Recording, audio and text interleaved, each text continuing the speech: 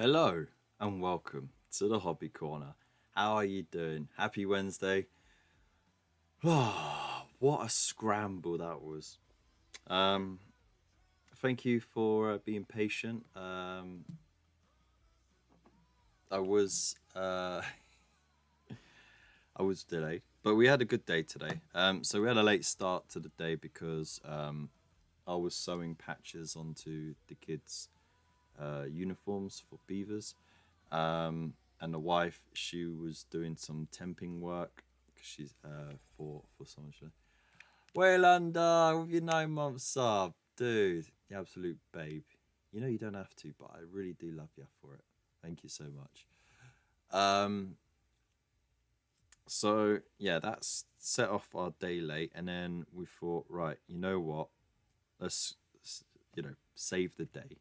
It was past lunchtime. We thought, okay, we'll grab lunch on the way out.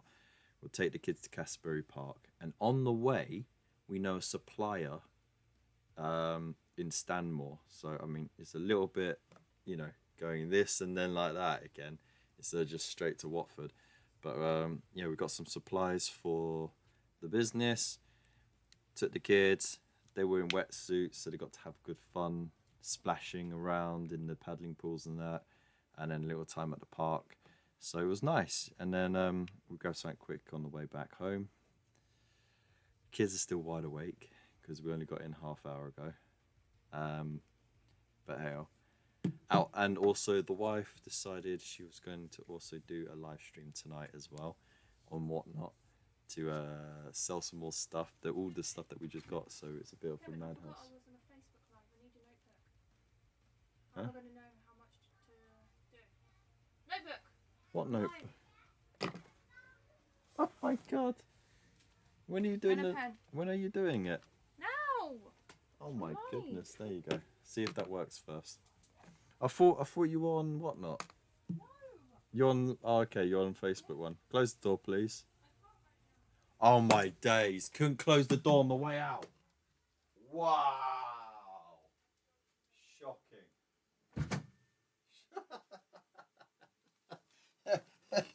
Can you hear the stress? That is what happens when you allow yourself to fully immerse all the bad traits of ADHD rather than listening to sensible counsel from your partner and go ahead and overdo it and then realize that you actually don't have time for half the things that you've planned. So there we go. Anyway, sewing man of many talents. Yeah, I know. Yeah, I can sew. It's all right. They look neat enough. Eric, let me just catch up on the chat. I've got to replace the battery on my mouse because it's dead. But hello to Void Captain Bazooka. We got Karen Commissar on YouTube. How are you doing? Bill is in the chat. Wayland of Wandering, of course. Of course, Karen Commissar is having a soapy bath right now. Underhive Hero, how's it going? Hope you're well. Filthy. Hashtag Real Wednesday. Yeah, it is the Real Wednesday today. Not me thinking that a bank holiday Monday is a Wednesday. What an absolute shower. A shower? We had a beautiful day today. It was so lovely, warm and sunny. It was nice. So yeah. So as I was saying, she's overestimated how much she could do in a time that she has. You know how much time it takes to get from A to B, and how much time it takes to get the kids down. So you're gonna hear the kids in the background. You're gonna hear my wife calling at the kids as she's trying to do a live stream on Facebook, not Whatnot tonight, on Facebook. And I know I'm gonna get it in the neck, no matter what. But there you go. That's what it's all about, isn't it? Shower. Oh, right, yeah, I got you. I got you. Oh, I made it too milky. I made it in a rush. Almost forgot I did it. Yeah. Oh, by the way, thank you very much for the hydrate. By the way, Underhive. So, you know, if you remember, like, Nick Beer from Necrons and More, he does a yearly YouTuber gathering to do like a mini tournament sort of thing. And we're all in a group chat to arrange it. And that, well, I've sent the invite out to all of them as well.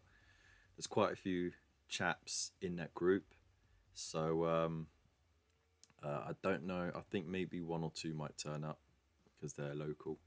So yeah, it'll be fun just to grow the numbers. And I'm also going to try and reach out to a couple of the XGW staff who frequent the place as well because they're local, and see if they want to come along as well. So that should be good fun as well. And then yeah, if it all works out, it'd be great. And if not, well, I mean, we'll all still be there. So what else, you know? Neck it. I'm not fucking necking a cup of tea. No. Just to force you to drink the milky tea. I'm drinking it, man. Look at the shade of it. It's too milky, right? It's this, right? If we're talking about in terms of like the shades of bollocks, right? As you get older, as we all know, as you get older, the shade of your bollocks deepens, yeah? Right? Now, normally, the tea I drink is sort of grandpa's shade of bollocks, right? This is more like a 20-something's shade of bollocks. Don't like it. It's horrible. So... Don't know why I made that. I made that the thing, but you looking at Grandpa's passport? I knew it was coming. As himself, how you doing? Came in at the right time then.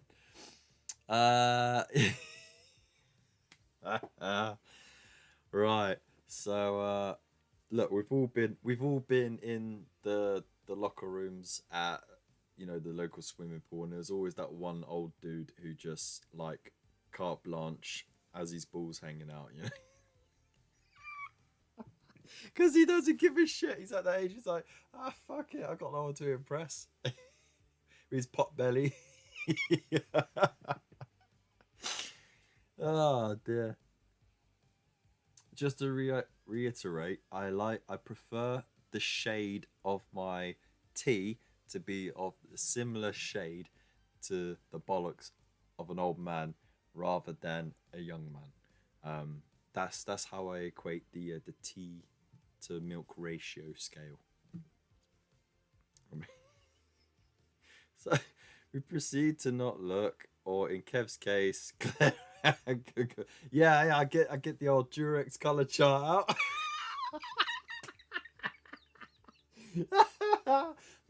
Walnut. Okay. Oh, aged oak. Okay, right.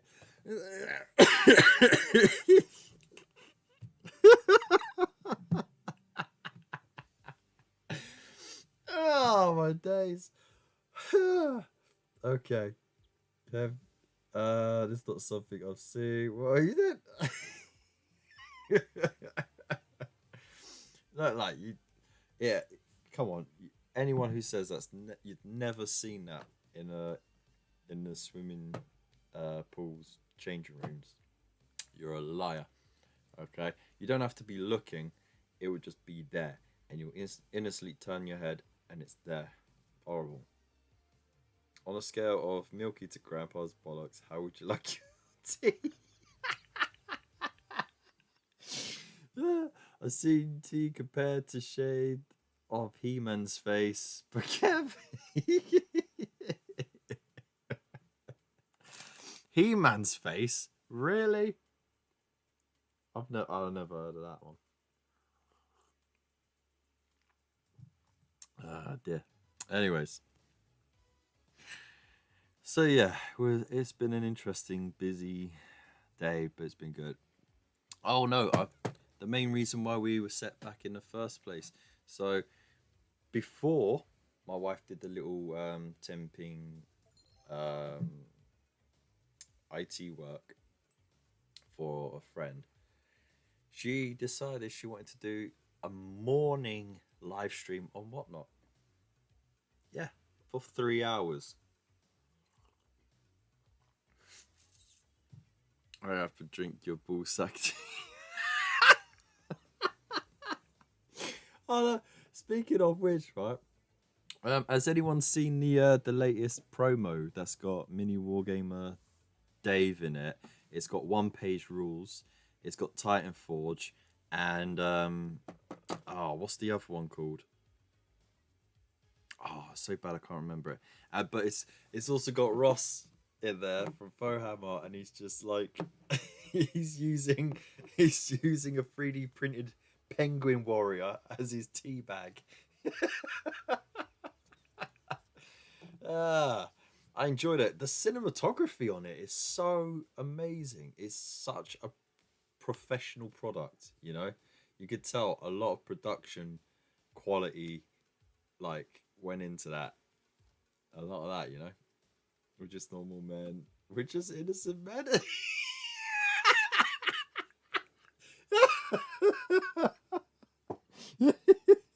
We're just normal men. We're just innocent men.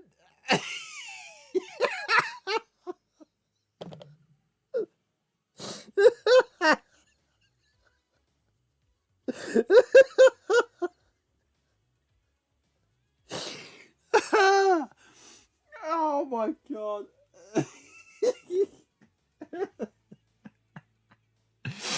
Oh my god. I needed this laugh so much today. Wow. Okay, thanks. It's called Bullsack Wars. No, it's not. It's actually a great concept because it's bringing together miniature rangers from two of the leading 3D printing slash sculpting companies and 1 page rules, and basically they've gone, you know what, it's about time we brought back a game system that really allows you to just play whatever you want against whatever you want. So that's what they're doing. I like it. It's kind of springboarding off of Kings of War, because that sort of allows you to play whatever you want, be sort of just proxy essentially. But it's a bit more on a grander scale, and it actually puts these sculpts, these interesting, unique lines into an actual playable system. So I'm all for that, but it doesn't just allow you to play those. It also allows you to bring in miniatures from every other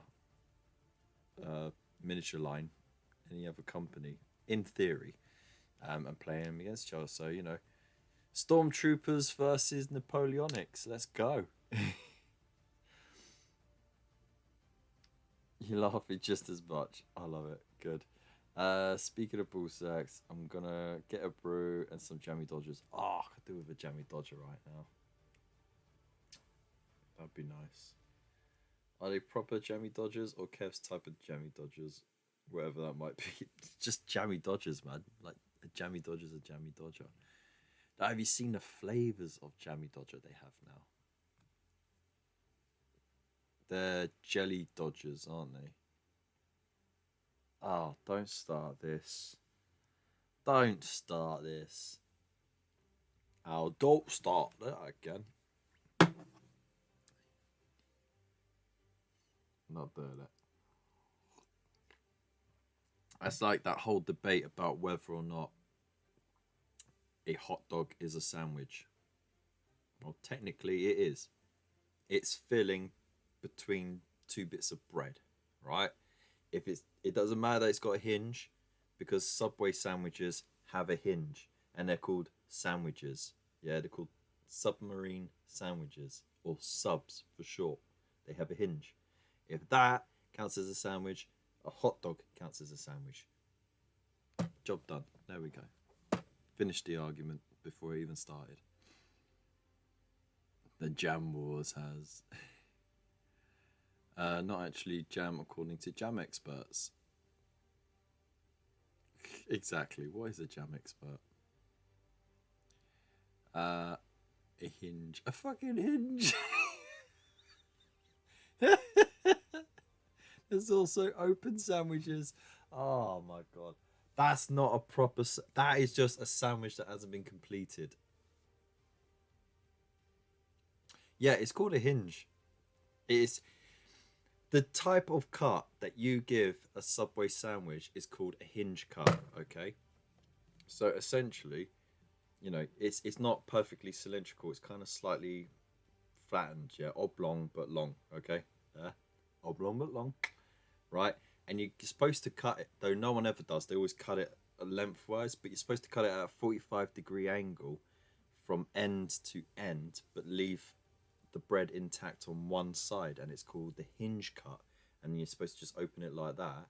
You put your filling in, and it's supposed to close smoothly over. Maybe you can see the filling, right? But it's not supposed to spill out the other side. I was the only one who could fucking do it right and train people to do it right, and they always got lazy and sloppy with it, and I had to keep cracking the whip. But my store was the only store that consistently made proper Subway sandwiches, didn't you know? There you go. Smorgasbord. Tell that to Norway. What's a smorgasbord, eh? There's also sandwiches where you put a jam donut between two other donuts.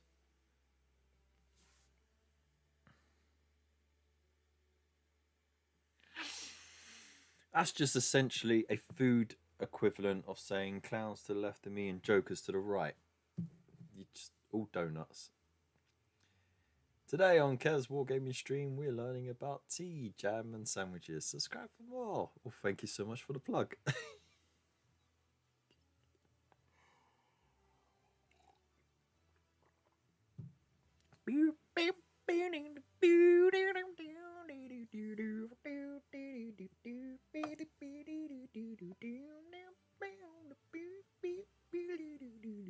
So I'm just playing the tune in my head now. Jokers to the left of me. No, what was it? Clowns to the left of me. Jokers to the right. Here I am, stuck in the middle with you. Yes, I'm stuck in the middle with you. Anyway, if your sarnie has sauces on it, do you still use butter? Yes. Because the sauce isn't, unless you got a ton of sauce, it's not enough to moisten the bread to stop the sarnie from being dry. And plus, a sarnie is like a hot sandwich, right? So I want the food to melt that butter into the bread. Nice. What if I hinge the jam donut? Fuck off. Just fuck off. Ah, mate.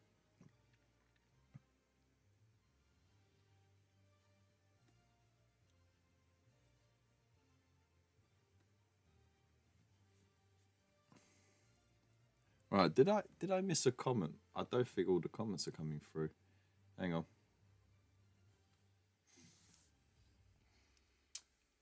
Depends if I make the sarnie or not. Oh, that's true. Can I hinge the tea? I don't think so. Have you ever tried a Ross Geller moist maker? No, I haven't. But it does sound great though, right? I like a nice moist maker.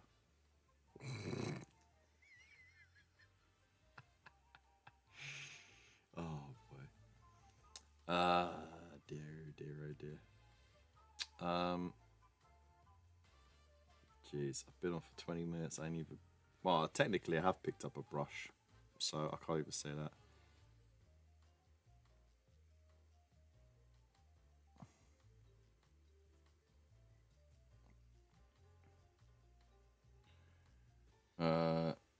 If I hinge the T, does that make it builder's T? Nah, man. You need more mortar in there, don't you? You make it with hot mortar. Oh. Jesus. All right.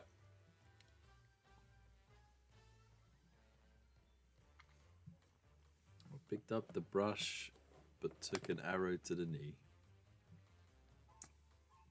Sure. Okay. That sounds terrible. That sounds like you had a terrible time.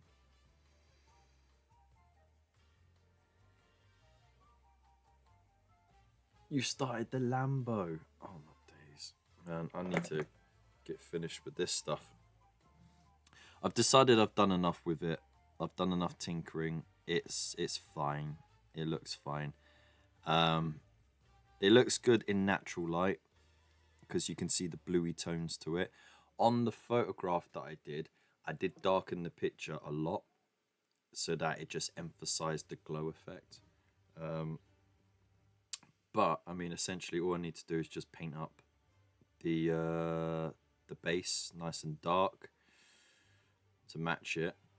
Maybe a little glow where the light would reach, sort of around the edge of the base, that half of the base, I'd assume. And then that will be it. So go do that, and then with the alien. Where's your alien? There's not much to do really, but a little edge highlighting, and then just to finish your base. And then I'll have 2 fantastic little projects done. Yes. Yes. Hot mortar. Hey, I got a clap from Boyd. There we go. I know, that was a tough one to swallow. He did it again! I know, I feel so proud of myself. Hey! Right, so I'm actually down a studio light because, of course, the wife is using it for a live stream. So I'll have to pop this light back down. It's horrible glary light. Ugh. It just wants to blind us all. I just headbutt it all the time. But yeah, let's. I keep reaching for the mouse, even though it do not work. It do not work. Oh my god! I didn't even switch the camera on. I'm on a roll.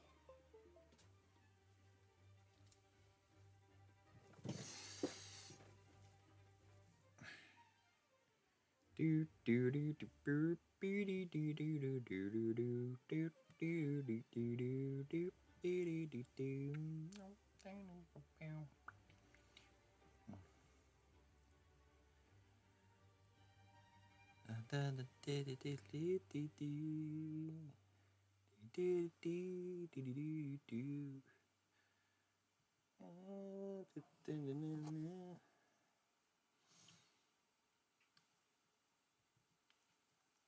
So yeah, look, as you see, look, the blue tones are there. Oh, that's way too close, really. There we go. So the blue tones are there. The red glow works. It needs the golden angle treatment for sure. Like that. Looks cool. Like that, looks cool. Like that, looks cool. But if I show that, it's like rubbish. You know.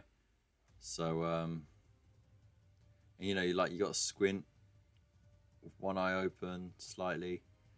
So but no, it works. So I'm happy with that. So yeah, just got to paint up the base, and then this dude, he just needs a little touch up here and a little neaten up, and then he's ready to go. I'm happy with that. So let's get to it, shall we? Still can't believe they call it a hinge. I mean, yeah, that's it, man. An illegal alien, an Englishman in New York. Oh my god.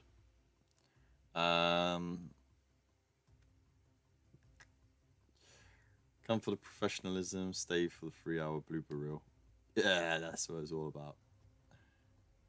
Upper-class sandwich. In fact, so a calzone is just a hinge pizza. That's true, actually. It is literally a hinge pizza. By the way, why do they call pizzas in some places pies? Is it to do with the base? Is the base just like not doughy enough? Is it more of a crust, like a pastry, short pastry crust? Or is it just they're weird? Is a pizza an open sandwich? No. Different dough. Not when I fold it in half to make a pizza sandwich. I'll tell you what, one of the best sandwiches you can get is literally just sticking a pie in between two thick bits of buttered bread. There you go. You make the pie the sandwich filling.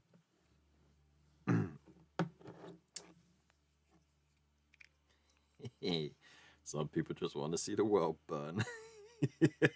Right, let's paint up this base.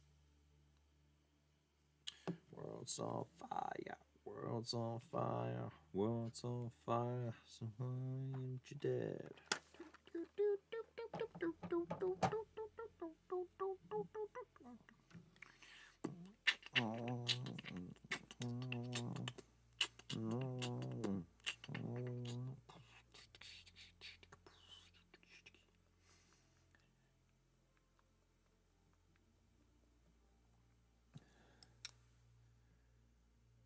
Oh, here we go.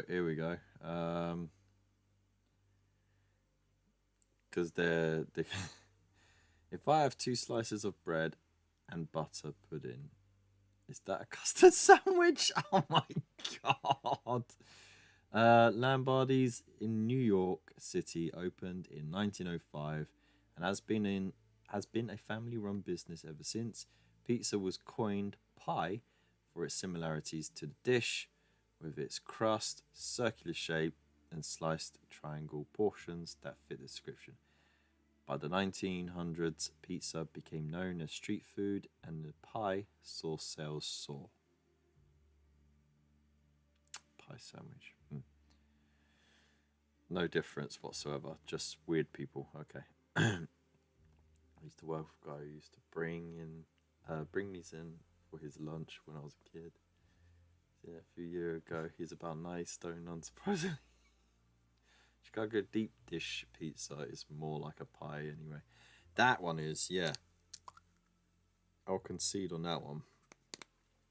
Because it is more of a short crust pastry pie than it is an actual doughy pizza. Oh, okay. So I don't need to wet it.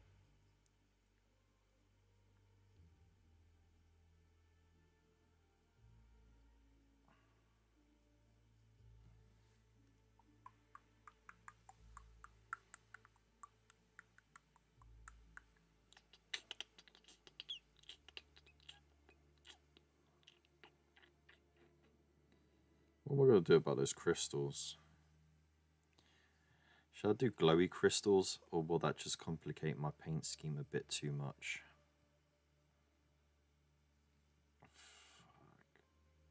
Fuck. It's going to complicate my paint scheme too much. I'm not ready for that level of commitment with this paint job.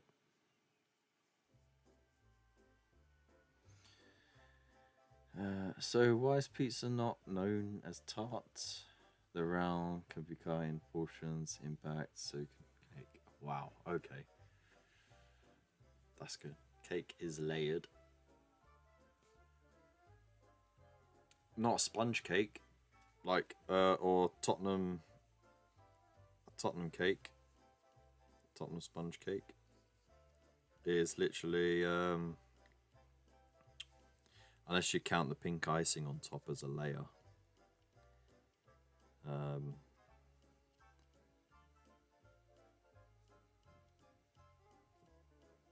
Look at that, yeah. Come here for the real deep philosophical talks, you know what I mean?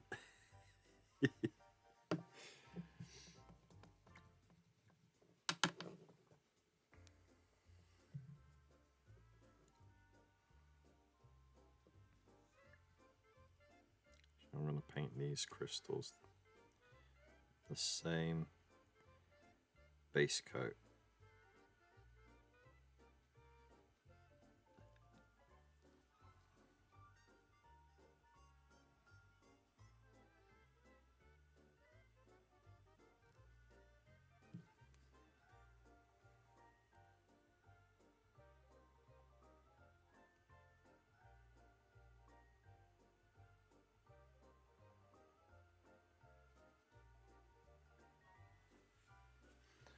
Oh, the dog's locked in with me.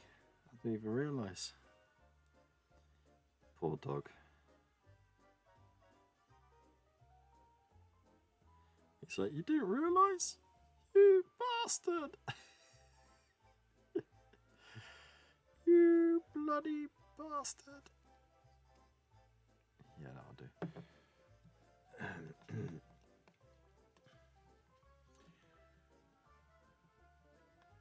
When the moon hits you right, that's a AVH. Ah, dear.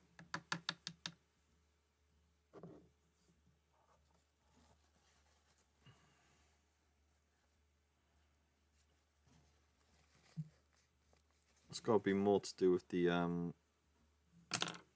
for example, a pie will have a savoury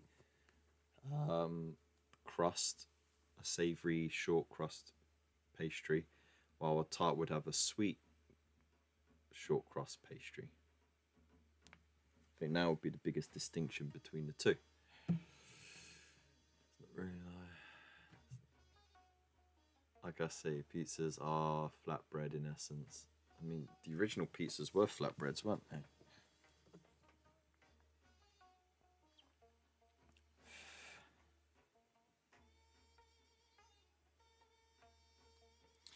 Right, so not Black Legion, not Leviathan.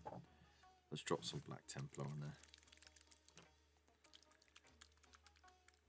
Because Americans are habitually called tarts pies. Example, US apple pie. Yeah, which is a lattice tart.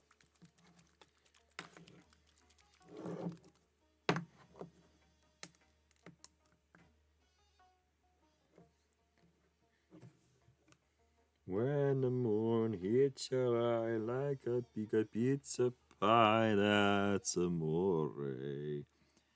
Doo-ba-doo-ba-doo-doo.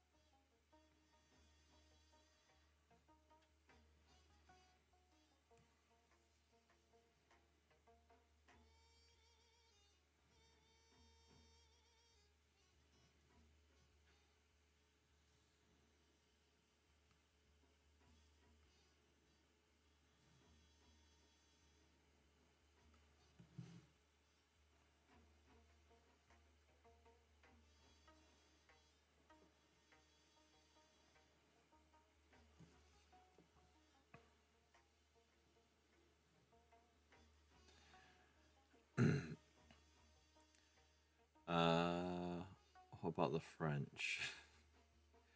Physical things, what we want, and hope us understand. Is a quiche a pyro tart? Oh my god. You're crossing language now. That's different.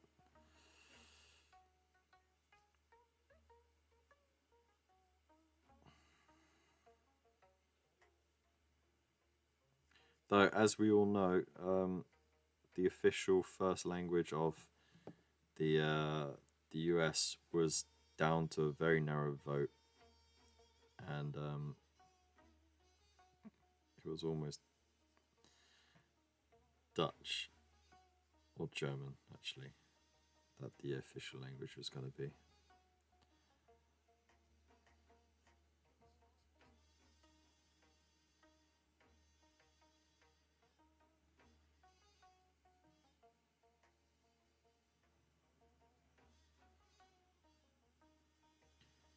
People forget New York. It wasn't called New York to begin with, it was New Amsterdam. And then the British renamed it.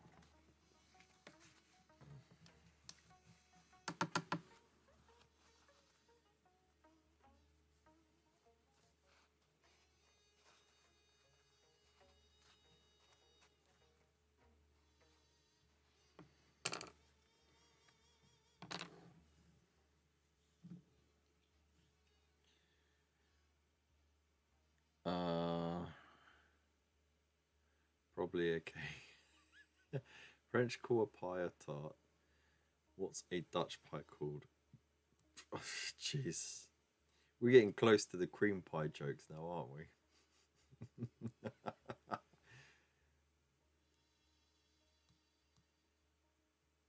There's no word for advance in France, only retreats.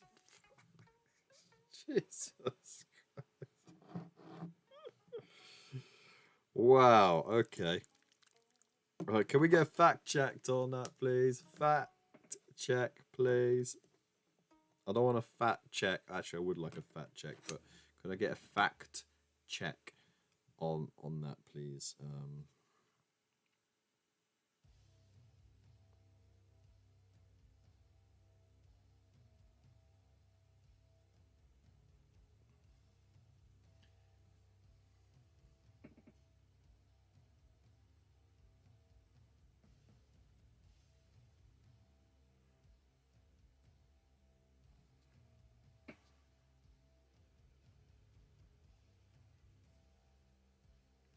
Now, normally I wouldn't use contrast for the basing, but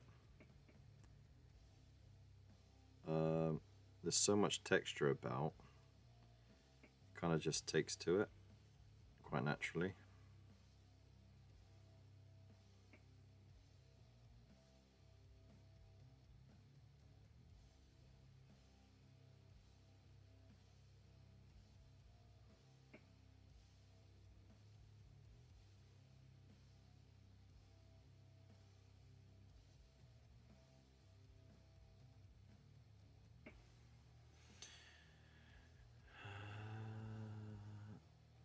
Do you know who won the first Tour de France? Germany. Fucking hell. What's that? Oh my god. Oh my god. Wow.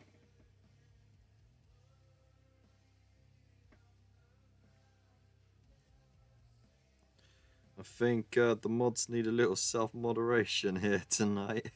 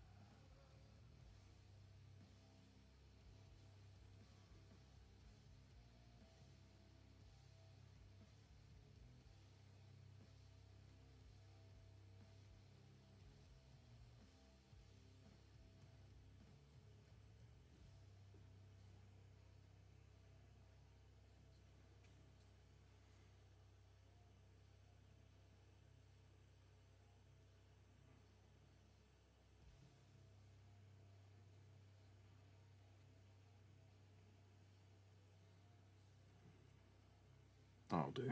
That'll do.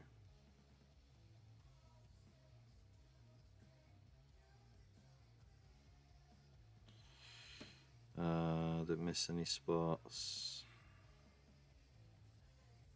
No, okay. Let's leave that to set.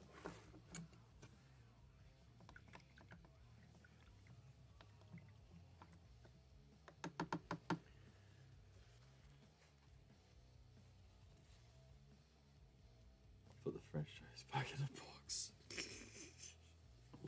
It's alright.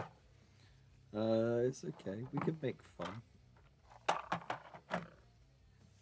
It's just that one is a bit harsh. I shouldn't be laughing. Terrible, terrible time in history.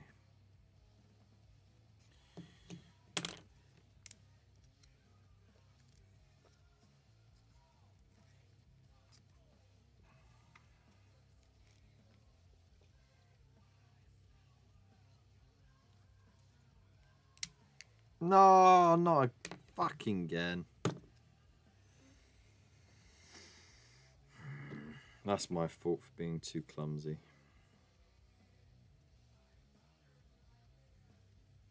If I did that in the first place, it would have been bloody easier to paint. I wouldn't have put that blob on the knee. Bollocks. Never mind. I'll just glue it back on. Hakuna Matata. What a wonderful phrase. Hakuna Matata. Ain't no passing craze. It means no worries for the rest of your days. It's a problem-free philosophy. Hakuna Matata.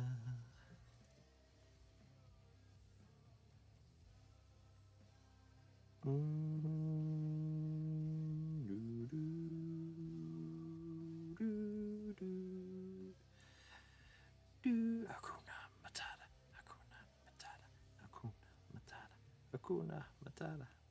It means no worries for the rest of your days.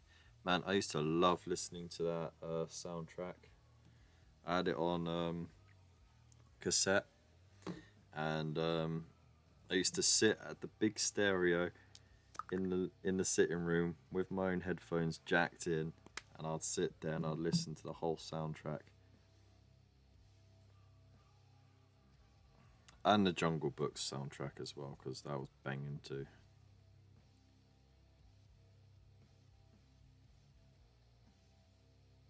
Does that age me? I don't give a shit.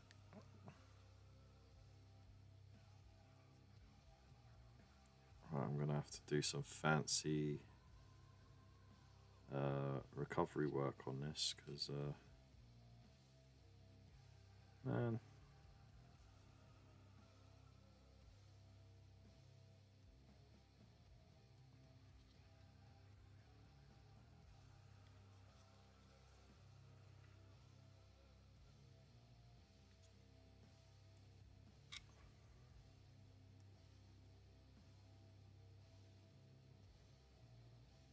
the blend was so smooth. I fucked it up. Alright, let that dry, and then I can start fading in some shading. What a pain though. C'est de l'eau.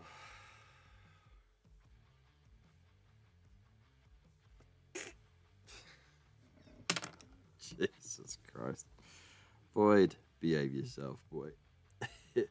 I say behave yourself, boy. Right, what I'm going to do is something very weird, and bear with me on this because I think it could work.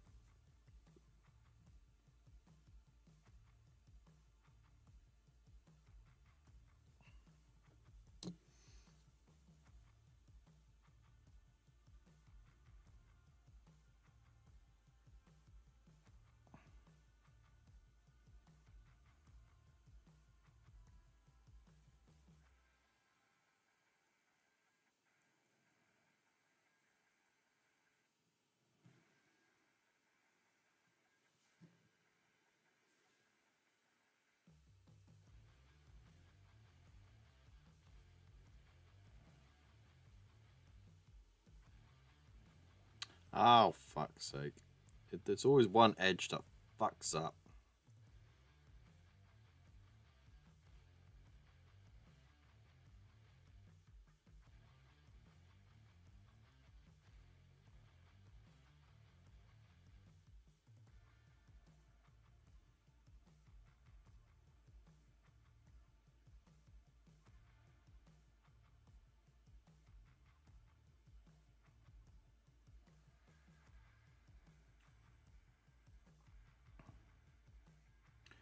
Oh, by the way, did we have we all caught up on the London mayoral elections? Was anyone surprised by the result there?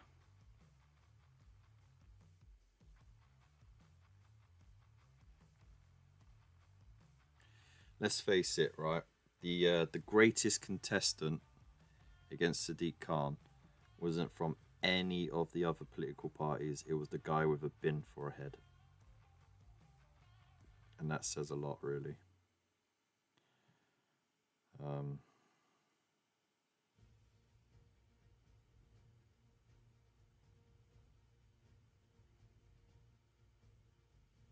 that's the state of London at the moment, and that's the only reason why he won was because of low turnout and because there was no real good candidates. There was no real candidates, full stop, to be honest.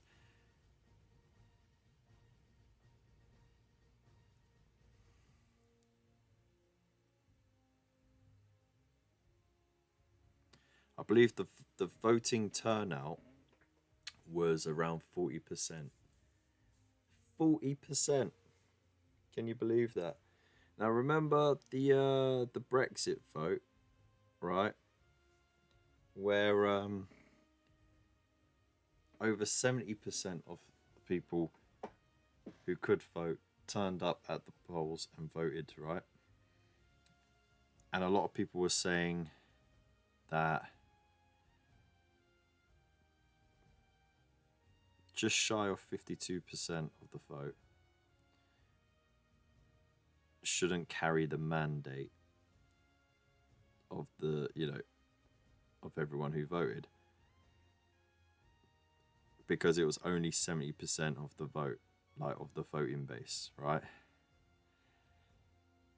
I have not heard anyone make the same argument against Sadiq Khan for everything he's going to be mandating through on getting 40% of the 40% of the vote. He got 40% of 40%. Can you believe that? 40% of 40%. That's nothing. That is absolutely nothing. That is a shocking turnout. That is a shocking result. It really is.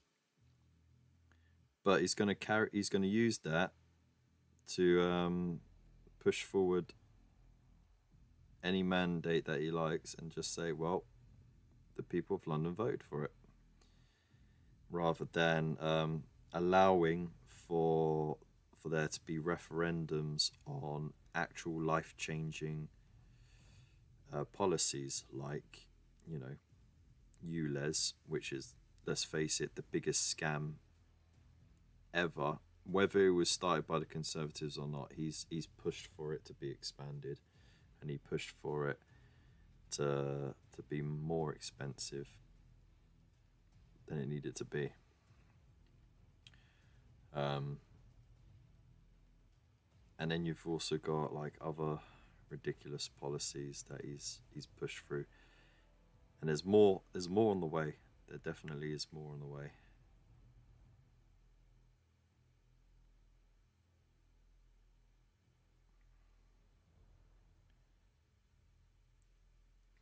But my biggest gripe is the so-called affordable housing, which is neither housing nor affordable, because they're not really building proper homes. They're building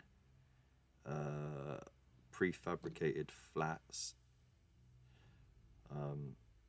Or if they are building from scratch a block of flats, you know it's going to be knocked down in 20 years. And if you buy into it, well, it's a leasehold, so it means nothing really because no one's going to really want to buy it off you.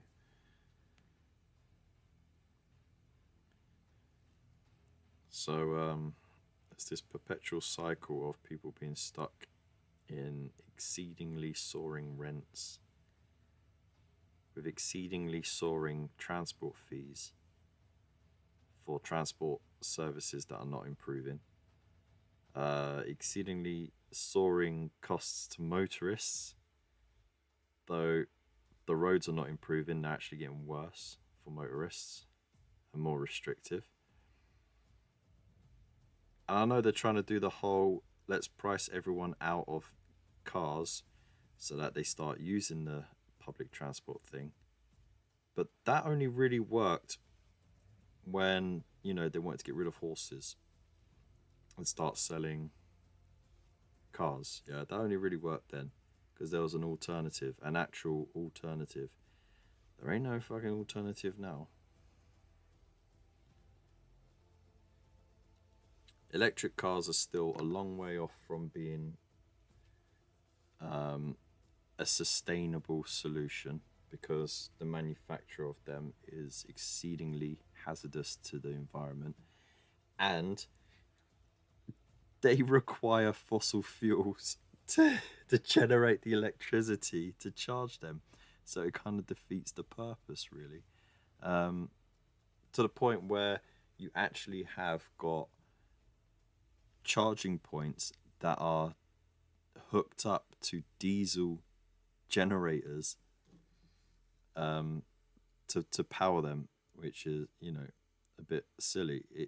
If you're gonna push for something like that, and I'm all for it, I really am. I think we're way behind on the electric vehicle industry, but you can thank the oil companies for that. We've had the technology for a long time. Remember those old milk floats? And the Sinclair. I think it was called the Sinclair. You know that single person electric vehicle? It was like real low down.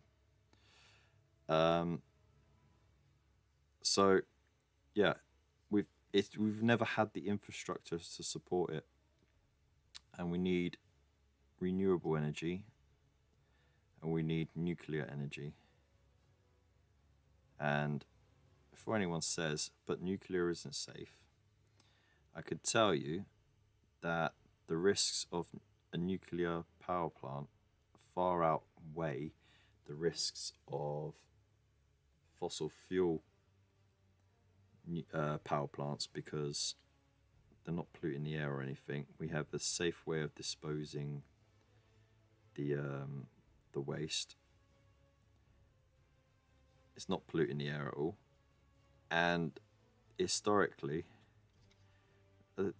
meltdowns have been very few and far between. And they've only been really caused by actual like natural disasters occurring, like the one in Japan. If it weren't for an earthquake, that one wouldn't have gone nuts. Chernobyl is an odd one. It's an odd one out. If anyone else can name other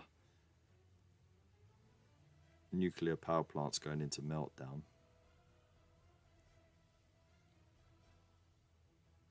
that'd be good.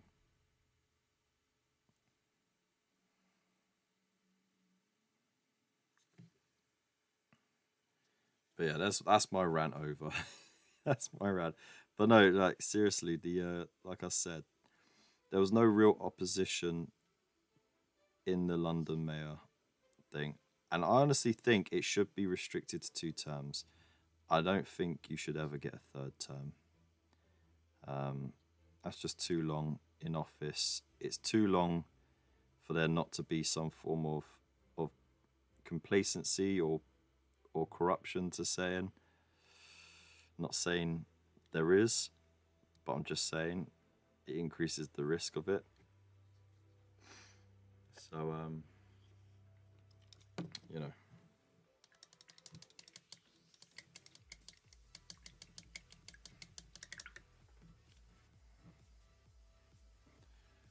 Let's have a look. Oh yeah, 3 Mile Island, Chernobyl, Fukushima.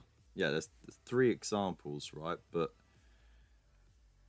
Fukushima was due to a natural disaster, so that leaves what, Chernobyl and 3 Mile Island.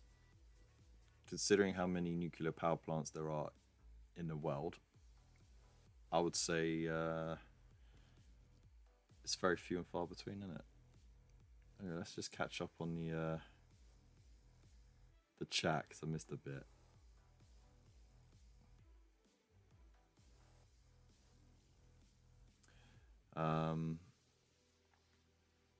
Voting should be mandatory.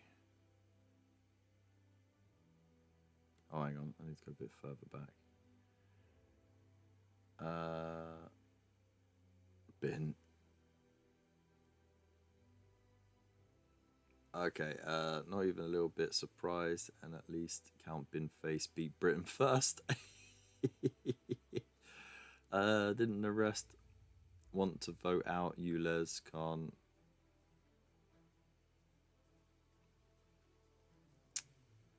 Yeah. Forcing through a no-deal Brexit. I mean, yeah, I mean the whole Brexit thing should have been handled a lot better. It could have been really, really good for Britain if it was handled a lot better. But the EU were desperate to make an example, and the ones who are running the country are not really running it for the benefit of the people in the country, but for the private interests who truly run the country. That's not conspiracy. You can just follow the money on that. Some news. I live on a rock and it doesn't affect me, sadly. Sorry, dude. You should. Thanks. Voting should be mandatory. I mean, registering is mandatory, whether you vote or not. I mean, the choice to not vote is you voting. Yeah, it's you voting I don't give a shit, essentially. One of the people and all that, apparently. Yeah. Don't blame me, I voted for Kodos? Who's that? Referendum voting should have a basic do you understand the issue test before your vote counts. I should created it and people still vote.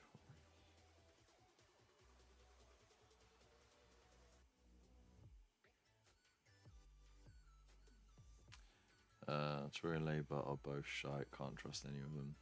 That's true. How would you know only one's been in power for 13 years?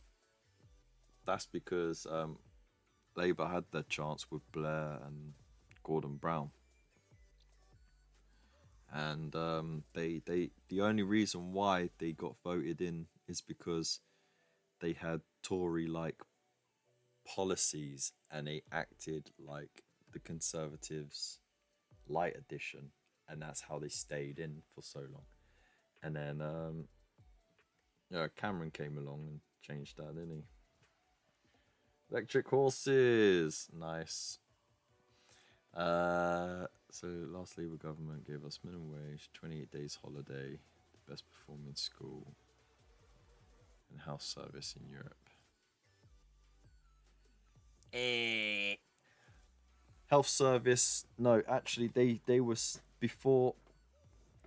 Well, they were continuing the trend that the Conservatives started before they got in, which was to start privatising parts of the NHS service out to contractors, like the cleaners, the pharmacies, the food services, and now they've even got private companies running the ambulances and stuff like that.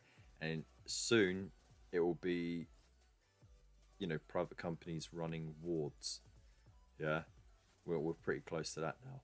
So I mean, they carried on pushing that along because it benefited the people who helped fund them in the first place. Um, they had electric trains and cars in the 1880s. That's also true. Wait, electric cars? I know about the trains, right? But the cars? Huh. Oh well. Yeah, but I mean, the batteries wouldn't have been sustainable, right? A massive bloody thing. Sorry, Blair Wizard. But the majority of that are voted. Oh, hang on. The chat just skipped. There we go. Only 2 abstained. Electric horses, a bunch of snazzy horses to choose to ride. Yeah, that would be good, wouldn't it? Have a guess which party some of whom are now in power voted for Warren Yeah. You criticise them because people like Starmer, Corbyn, and Khan. Sutherfield didn't melt down but had constant leaks and problem. Changed the name to Winsdale. Windscale, really? Okay, but it's still far and few between, you know. What I do think though is utilities should not be in. It should be nationalised again, because essentially you are creating an environment for monopolies.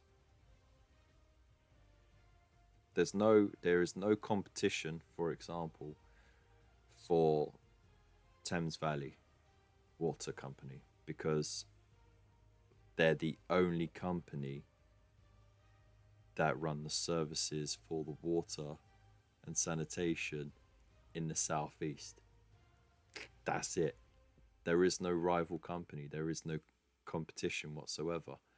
So why would you privatize that or contract it out? You know, it makes no sense. It's just a way for people to get their grubby hands on government money, our tax money, no less. It's costed. Corbyn called for economy in due to things before it happened. If not being in power, only opposition.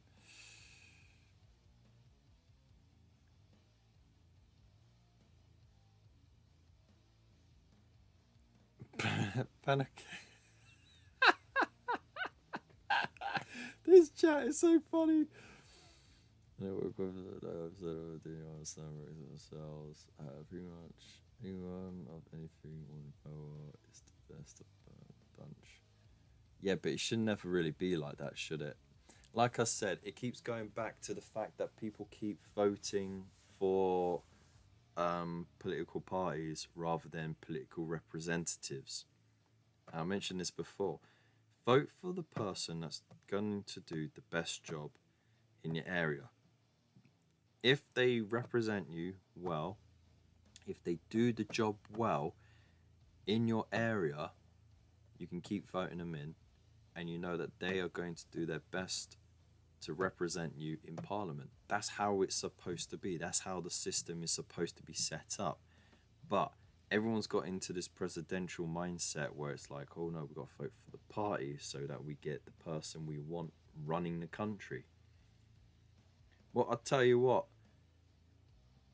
if everyone just turned around and went, you know what, even though I want this political party to win, our local candidate for that political party is shite, so screw them, I'm going to vote for the person that actually is listening to us and what we want in our area, then you'll get more representation in Parliament. That's the whole point of it, right? So we only got ourselves to blame really, because we allowed ourselves to get manipulated into that position where we started thinking along political party lines rather than individuals. And to be honest, I think political parties should not be a thing anyway, because it causes more issues than it resolves. And I think every candidate should be, um, you know, an independent candidate, right? They're in charge of getting their own funding, they're in charge of their own campaigns, and they're in charge of trying to represent their local constituents.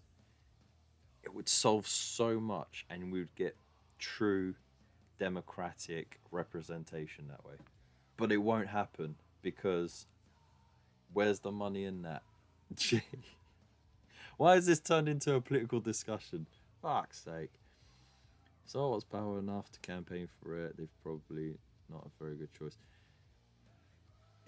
Well, I mean, there are some people who feel like it's their moral obligation to be the opposition, you know? So you do get, some good eggs. Unfortunately, politics attracts a lot of bad eggs, and not political, what was it, career politicians, people who know how to make the best of that situation. Vote Waylander. The country is the problem. No one cares enough to read into it. Makes no decision based on who they'd rather go for a pint with.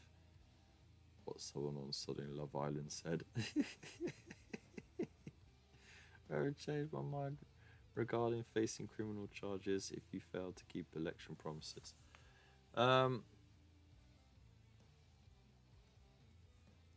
I don't think criminal charges, no, but I mean the whole point is that you have a manifesto. If you get voted in on it, you're supposed to do everything you can to make it come to pass, and then, you know, the opposition can vote against it and stuff like that, and that's the whole point, is that you get representation that way.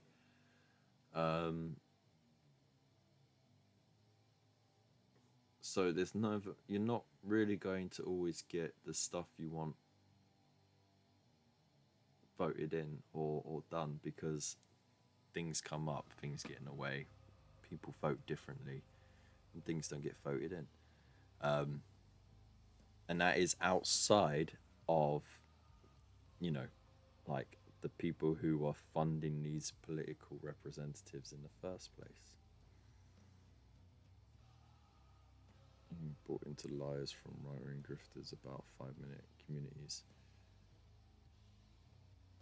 Not 5-minute, 15-minute communities, and actually they tried trialing it in Cambridge, and they quieted a lot of the coverage and the outrage of that.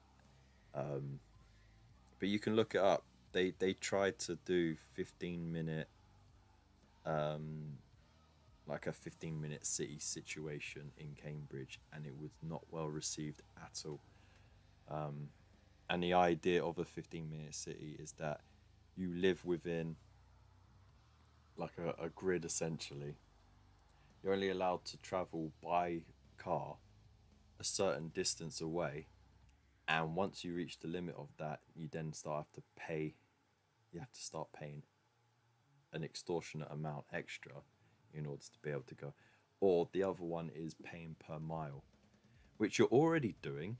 It's called fuel tax. You're already paying per mile. So, that's ridiculous itself.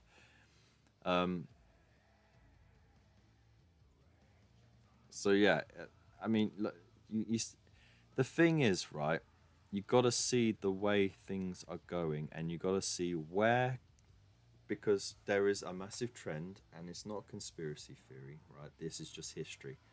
Governments have a habit of grabbing power wherever they can and reducing the rights of the populace wherever they can. And it's becoming more and more evident as we go forward right? And it's just got to a point where they're not even hiding it that well anymore, right?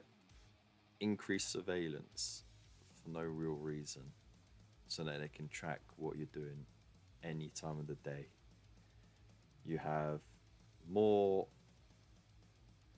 restrictions on the way you can travel.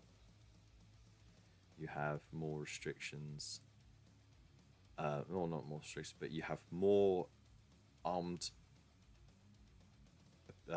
presence in certain areas, but the policing in the areas that need it is reduced to nothing. You know, these things are all done to create a certain situation that will push people into a state in which there's huge division, and that's when everything starts going to shit and people start rioting and all that. The government comes in with new legislation making protesting a lot more difficult, which they have done, and you know, they start putting in curfews and stuff like that. You're right, Dougie. You're right, man.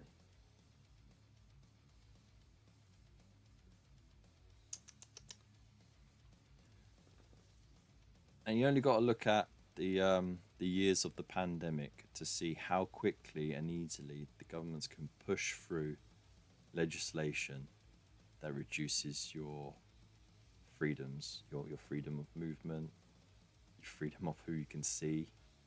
The vaccine passports as well was just another way to try and restrict what you could do. Though there was such a resistance to it, it didn't last very long. You want to go out, don't you?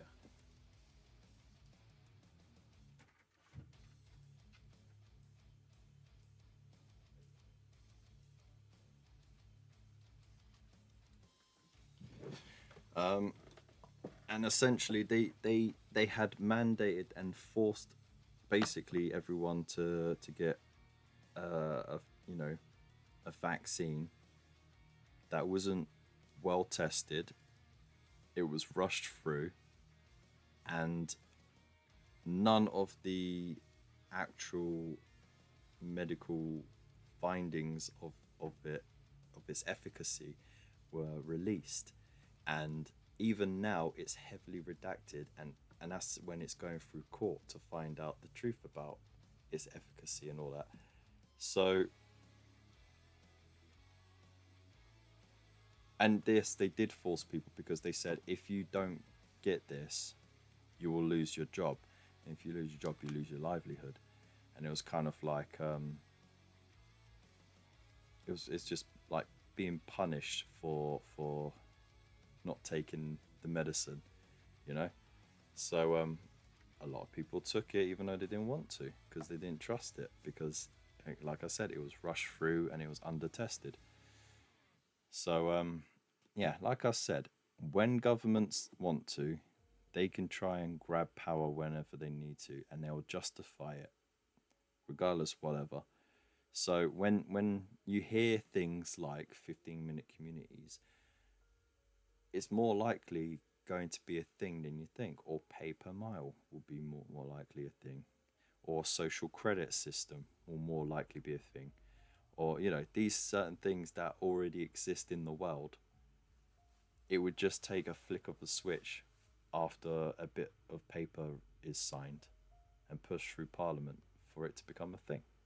So that's why I keep saying don't vote for political parties, vote for political representatives, vote for the best representative in your area to represent you. And that's how it should stay.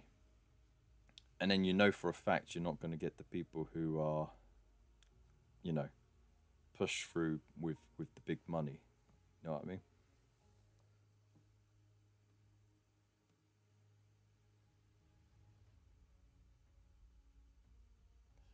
Um, anyway, let's get through this. If I could go to prison for lying to the jury, where's there no penalty for doing so for the whole country? Well, I mean that's something to be discussed, isn't it? What's bad about having homework, shops, education, entertainment within 5 minutes? It's about the freedom to just say, fuck it, I want to go for a drive to see my family who don't live within 5 minutes, or see my friends that don't live within 5 minutes, or go to a place that I like that's not within 5 minutes. Vote Kev, don't vote me. I don't know what the fuck I'm talking about most of the time. Be head of secret police.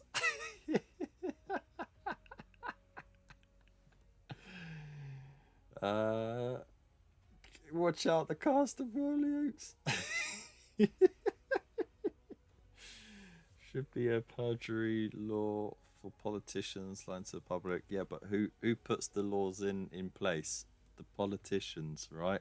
So of course they're not going to put a law that would criminalize themselves for not being truthful. It should be like fact checkers for sure. But then who fact checks the fact checkers? Because it was found that the fact checkers for Facebook, for example, were getting funding from a political party in the US. And guess who the fact checking favoured? That's right, that political party. And it turned out that a lot of the fact checking was incorrect. Now, I'm just passing on information. I'm not inferring anything, but there you go. No conspiracy, just plain facts. And you can fact check me on that. It's fraud no matter how you slice it. Agree. Electoral promises should have an implementation time limit. Fail and new election. That's 4 years. That's literally in it. It's 4 years. You fail to uphold what you promised.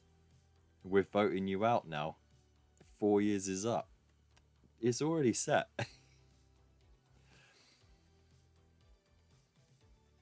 They get executed on live television. What? Jace, how's it going? Sorry I didn't see you in the chat, man. We got into a big weird talking point. 15 minute cities, weird how it's working and perfectly fine in Paris, yet English fucking idiots can't understand it.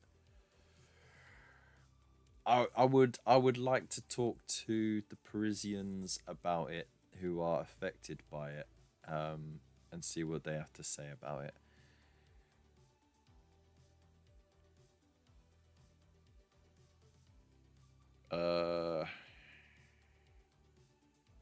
Touch the French. Coercion. Yeah. We also get crackers exclaiming it wasn't tested and bad for you, yet put all sorts of contraband in themselves untested.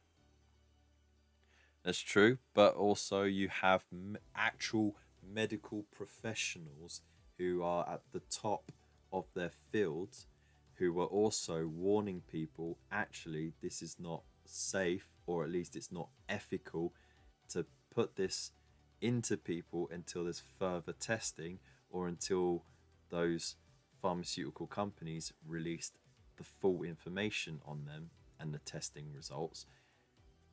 But they were silenced and shut down, and even some were pushed out of their field and fired and publicly flogged, right, for being vaccine deniers, anti-vaxxers, you know, which is crazy because they're in the top of their field of virology and, you know, vaccines and stuff like that, and they're literally saying, hang on, this doesn't add up, but they got silenced on it. So again, and this is a fact, you can check it out and you can fact check me on it.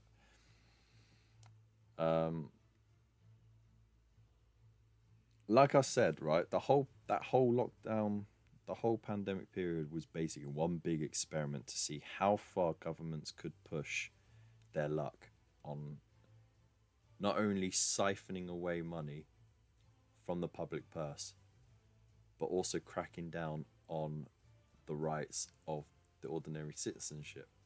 Because if the pandemic was such an issue, not a single person would be leaving the home, not even the critical services would be, right?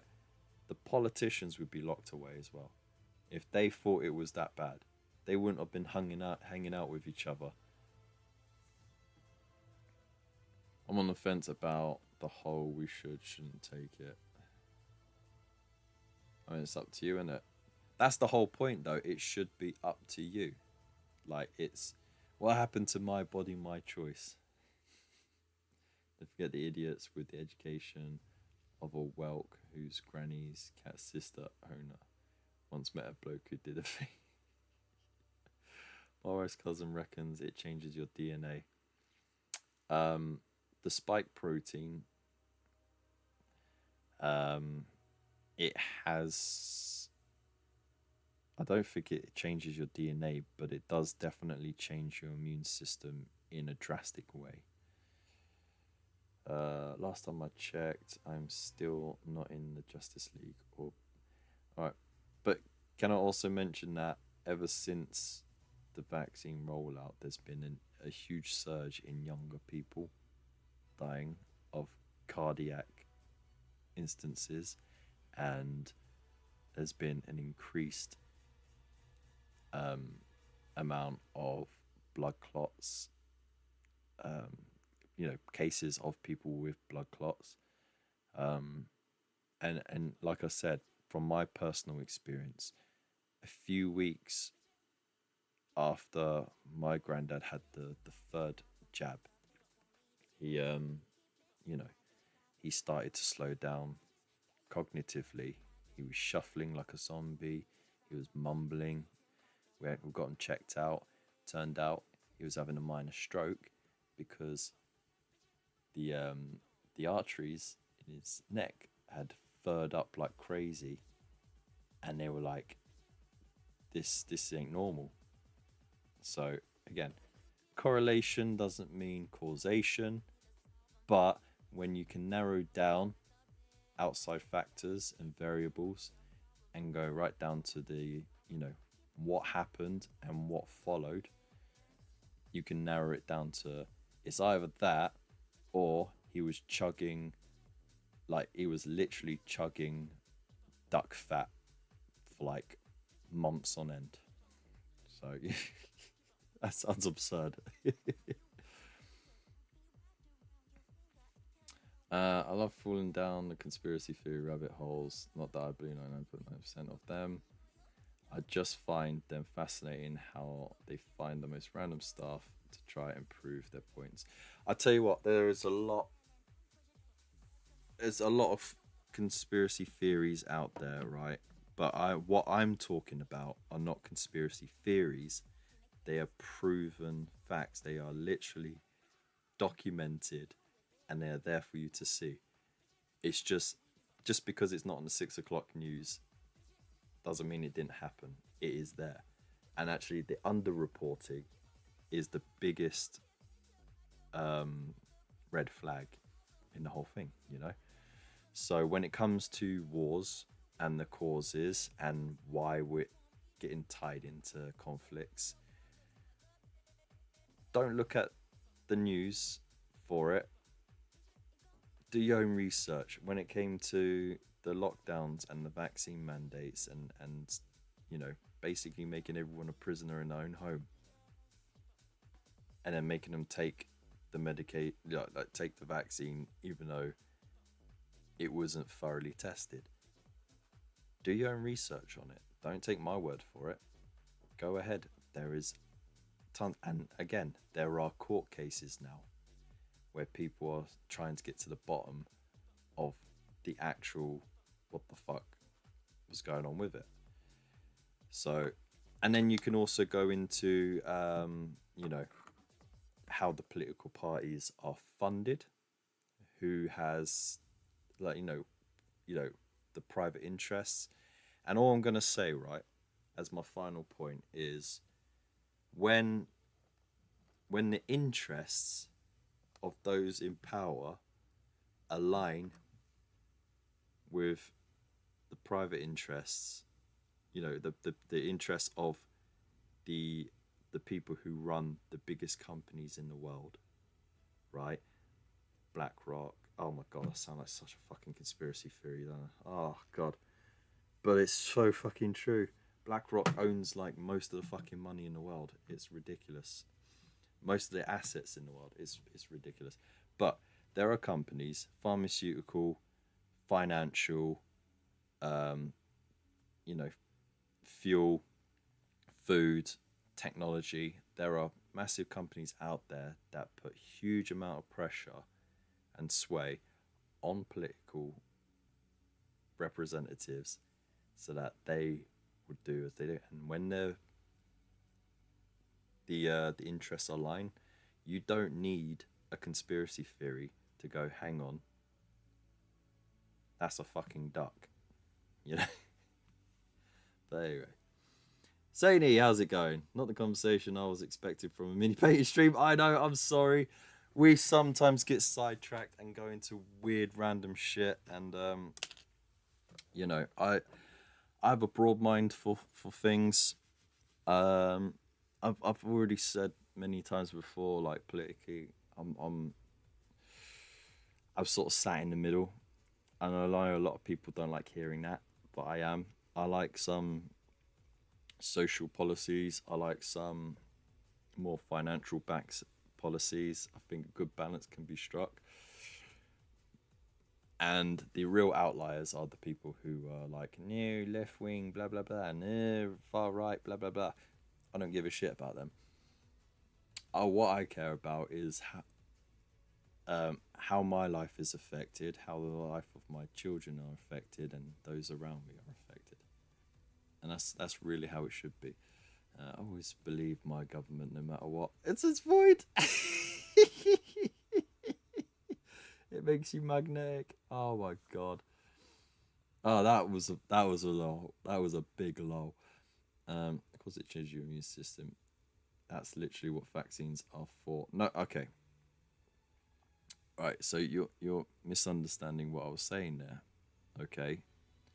Vaccines are supposed to basically be like a software update for your immune system, right? It gives it a little nudge, says, hey, look, there's this new thing. Go fight it. Your immune system tackles it, goes, hey, okay, cool. I now have the information to fight it, and that's the end of it. What the vaccine did was actually change the nature of your white blood cells. So they don't work the way they're supposed to. And that's why people are starting to have autoimmune issues, and they're starting to have blood clots and stuff like that, and cardiac arrests. But anyway, I'll move on. Younger people dying of cardiac instances in a society where the NHS is underfunded and it takes longer to get an ambulance than ever before. That's got nothing to do with it. People never. All right, it's seriously. Cardiac arrest. Like, how often have you ever heard of a 21-year-old professional athlete drop dead of a heart attack before the last 5 years? It would have been super rare, and it would have been of pre-existing conditions or drug use. Now look at the last, like I said, the last 5 years, there's been an exponential increase. I think there's all those public defibrillators being put out. Yeah, exactly. All the old telephone boxes have now got one, isn't it? I'm not dog fat. People with heart issues, bad diets, high caffeine diets, then they blame the jab. Now I'm talking about professional athletes, mate. Professional athletes, people who are at the top of their game, with no pre-existing conditions, no hereditary conditions or predisposition for those conditions, and who are surprisingly not doping. They're clean. They're just professional athletes and they're dropping. So something's going on.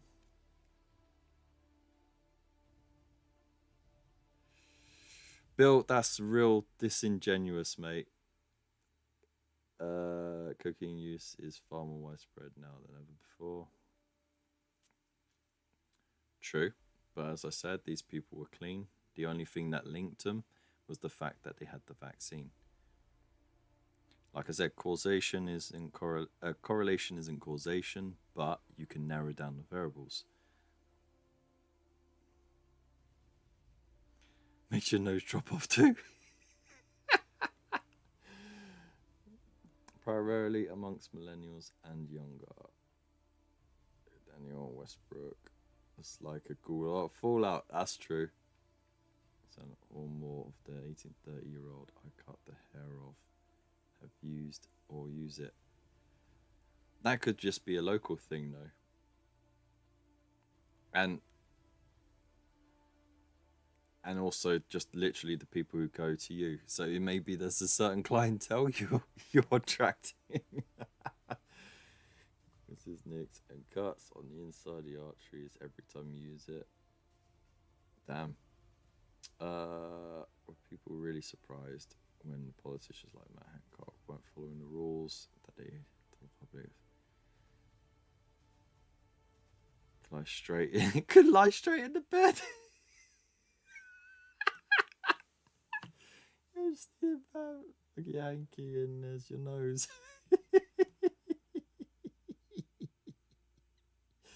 I love this conversation. It's so fucking wacky as fuck. Cut your nose.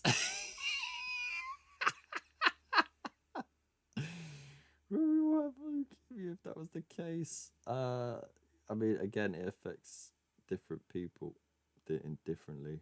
Unfortunately, that's how unstable it is.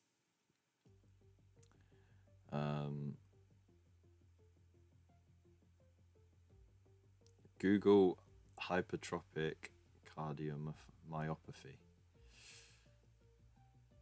Oh, maybe later. As far as actual diseases go, I've never been so healthy. And I've had every jab going. I get 3 flu jabs now to being over 55. It's fucking awesome. Oh, I'm glad you do.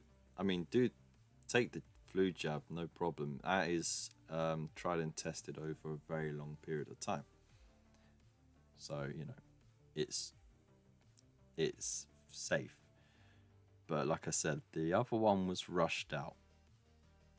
And then they messed around with the formula.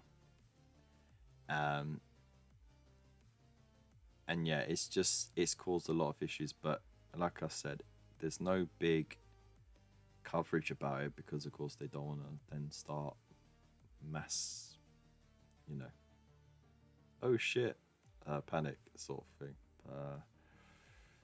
Nothing we've spoken about this evening is a church matter.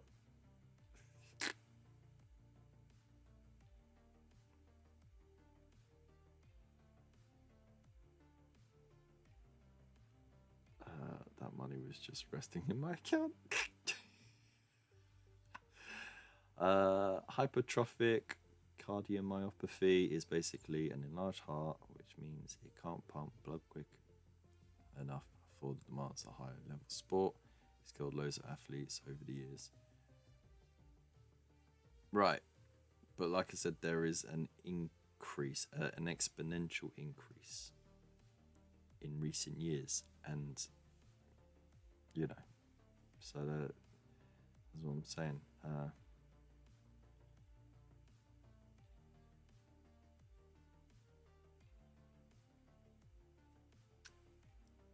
An effect of fast bulking could be. But who knows? Who knows? Google it. Or higher level athletes maybe bring back the mediocre ones.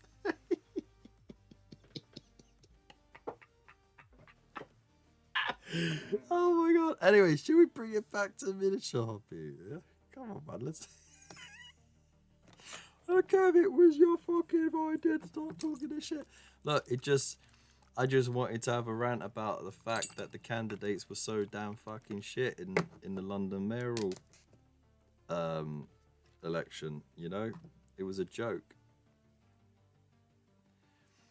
And you know, I haven't heard anyone say anything about the fact that he got 40% of the vote and only 40% of the people actually voted. But he will say that that's enough to mandate anything that he pushes through. And I can guarantee most Londoners don't actually like what he does. They don't actually like the job that he's doing. But the candidates were so fucking shocking. It was kind of like, who the fuck did we vote for?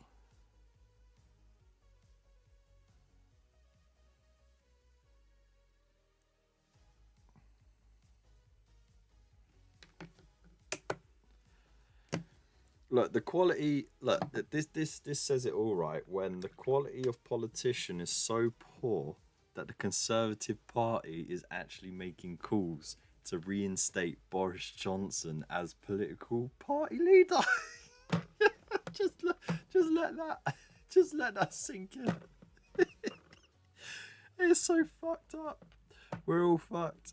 That's it. We're doomed. We're doomed.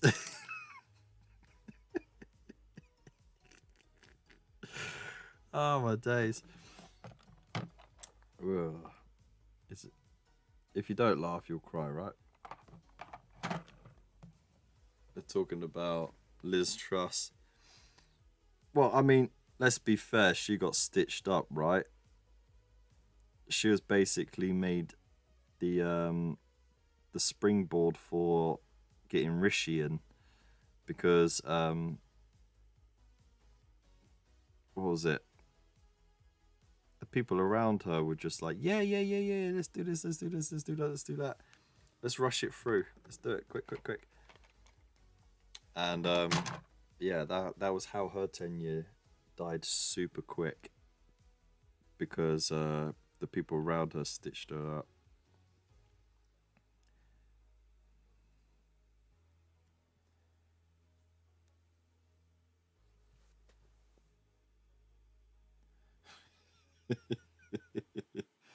I'd rather shit in my hand and clap than have that. To kill the queen of the economy in a week. You can't put that in. You can't. Oh my days. You really got to link those two.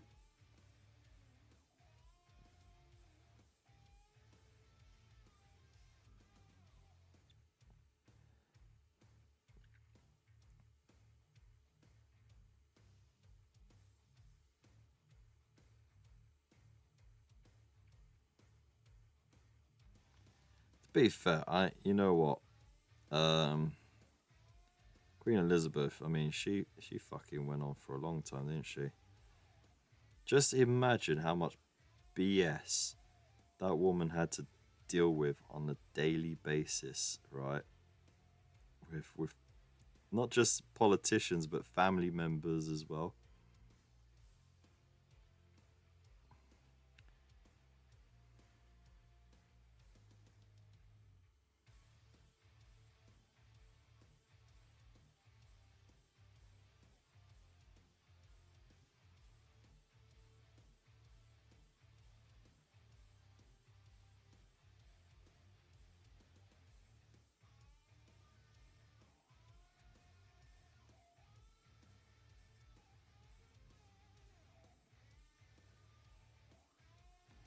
I think Bill is going to start mentioning about the abolition of the monarchy in a moment.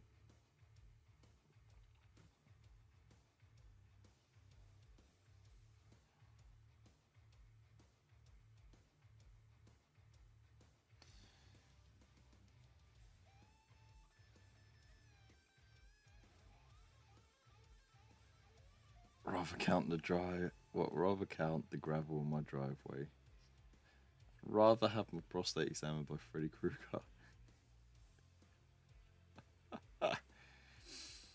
I love how they're touting Penny Mordaunt for PM because she checks notes. Held a sword for a while.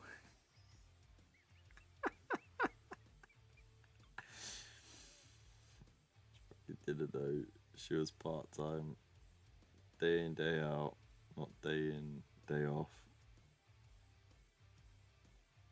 Really not required.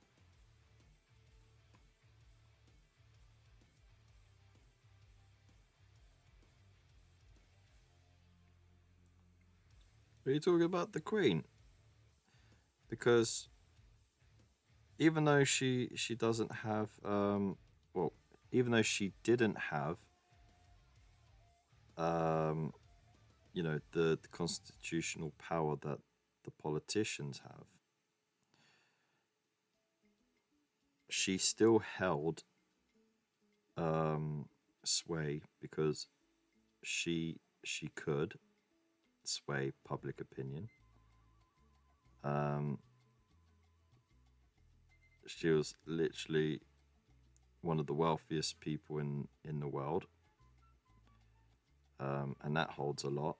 And she shook hands, for better or worse, with some of the other richest and wealthiest people in the world.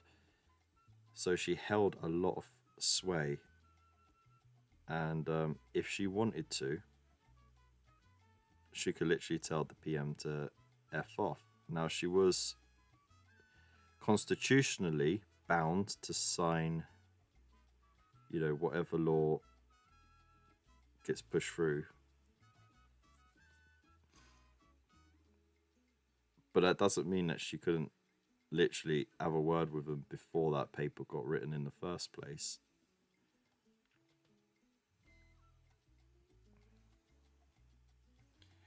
So that tells you all you need to know about, you know, whether or not the royal family actually use their own political weight for much, or if they just let things slide because they're like, fuck it.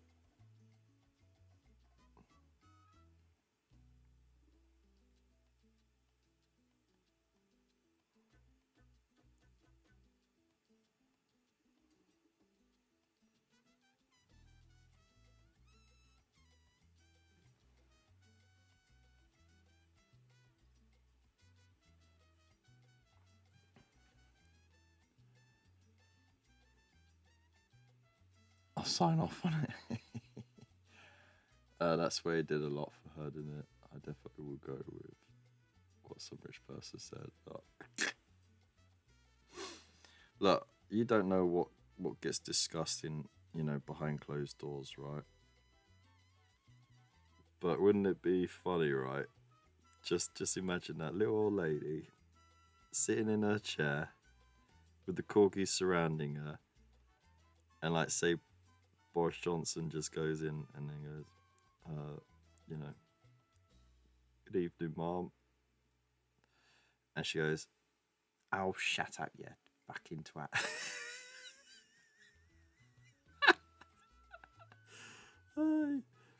That would be the best.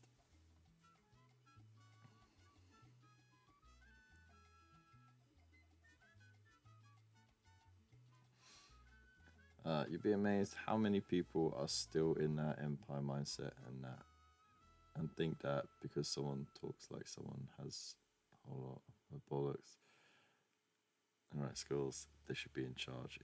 Yeah, it's true. It keeps going back to what I was saying before. Don't vote political party. Vote for an actual representative.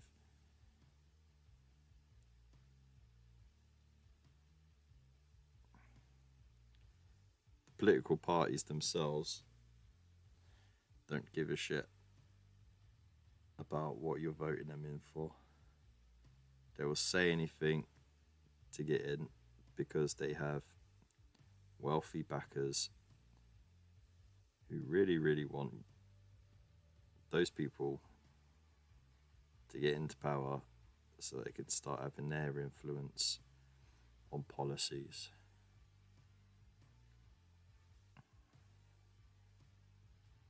And that's the only reason political parties exist.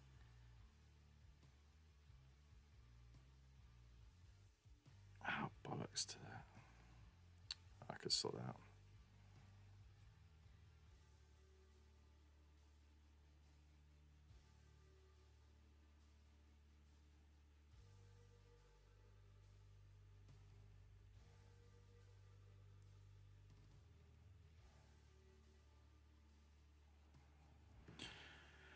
Alright, that'll do.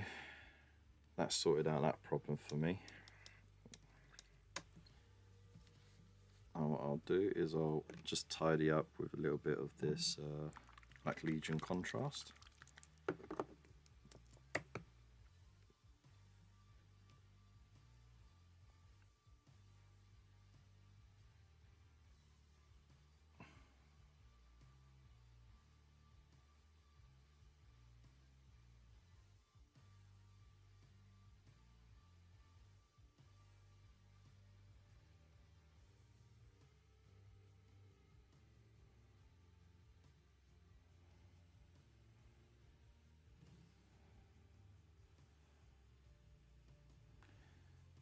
Okay.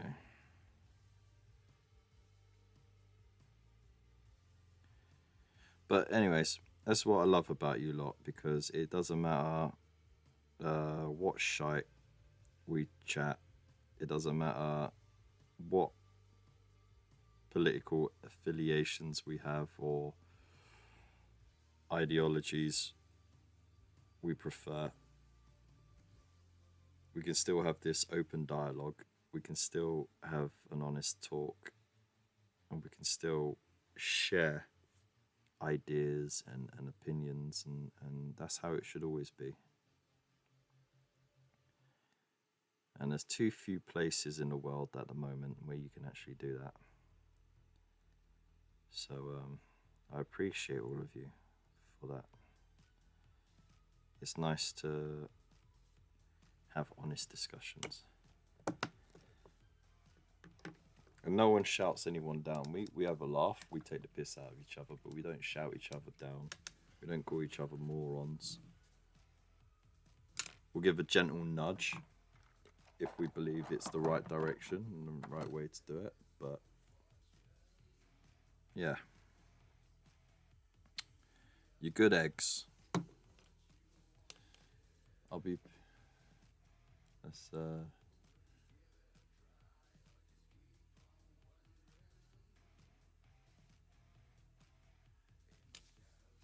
polishing private schools would be a start, I reckon. Private schools are just a business though, aren't they?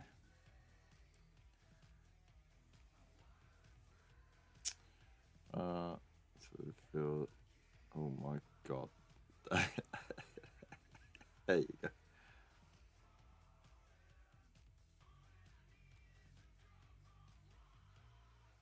But it's because MPs don't get invited to any other parties to smoke.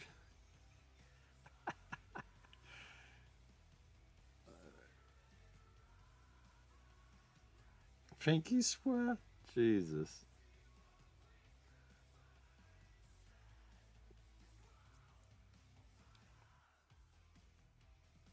What was I saying? Are we chalky or chicky eggs? Well, no, that's the whole point.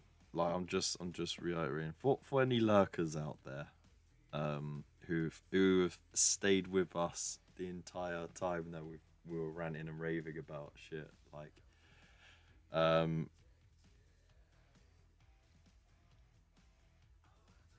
yeah, you know, it's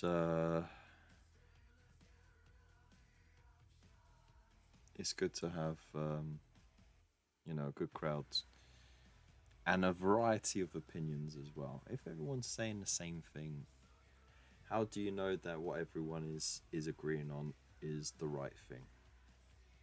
You know, you need to have opposing voices in order to have a clue, or to sort of have a broader perspective of things, so that you can make your own decision on who is right and who's wrong. You know? Partial to poach myself on buttery toast. Oh, I like a poached egg. I do. But I do like a fried egg, and it's got to be runny. It has to be a runny egg. I don't get dry eggs. Why would you do it? What's the point of a dry egg? Just have scrambled egg then, or an omelette. Don't fry an egg and have it dry through. It's runny. It's got to be runny, right?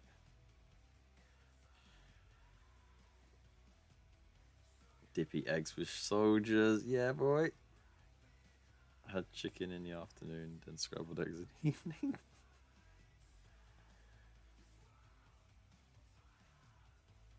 That is protein intensive. I mean, he is trying to bulk out, isn't he? But careful, man. You're not doing that super bulking that could give you a heart attack. Always some idiot like me will blame it on the vaccine.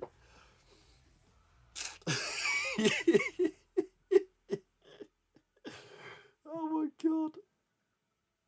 There you go. Full circle on the conversation.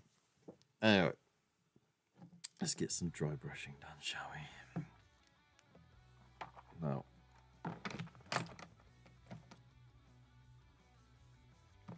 let's flip that over on the drier spot.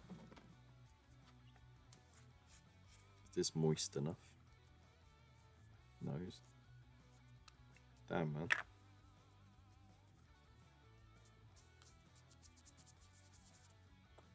That's dry. Never mind. We'll figure something out. Powdered sugar. I'm saying if you have sugar, you're...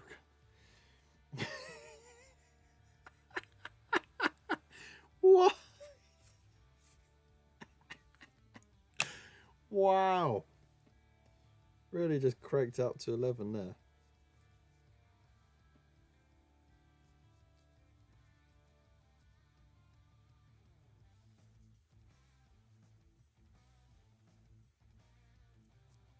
I'll be honest, I've never tried venison.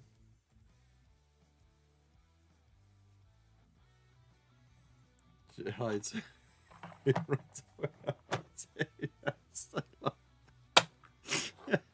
Why am I closing this? I keep confusing myself in what I'm doing. Right. There we go. Moisten it. Moisten it. Moisten it. I think this might be too big. That's what she said.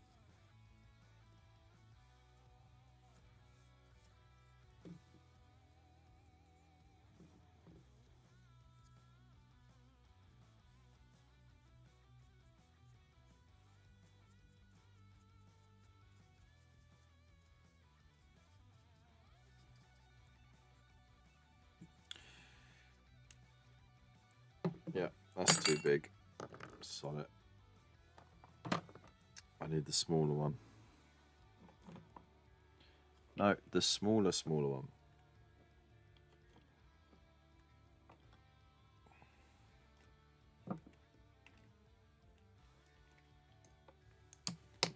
Oh, okay, that's fine.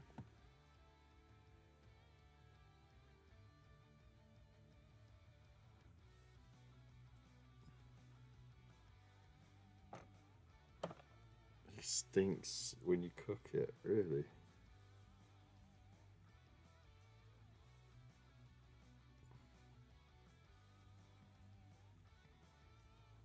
This thing of cooking venison, by any chance?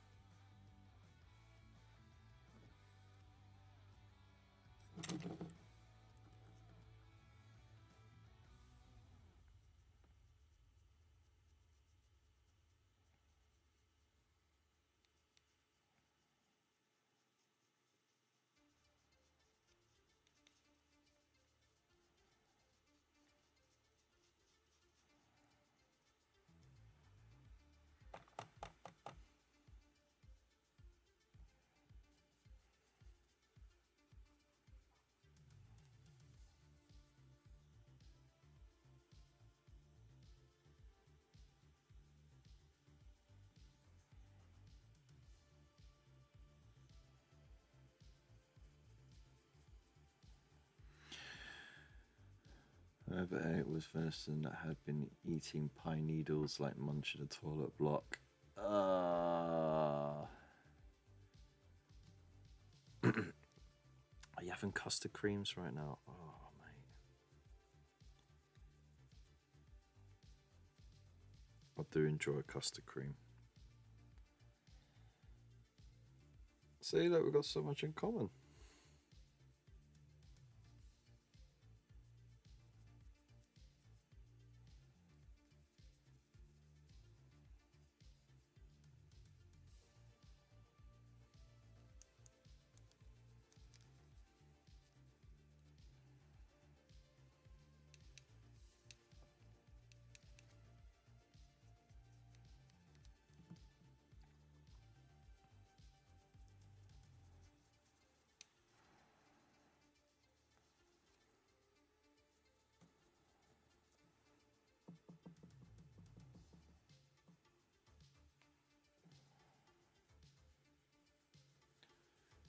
Biscuit sandwich. Oh my god, you assholes. Oh my god.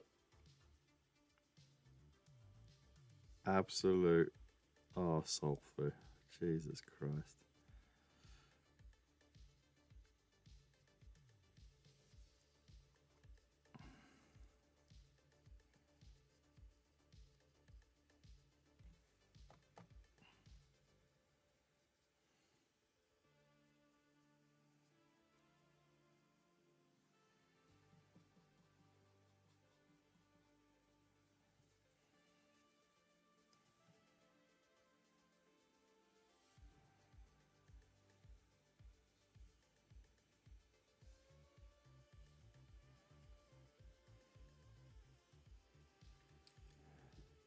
Yeah, that was full circle. That was right there.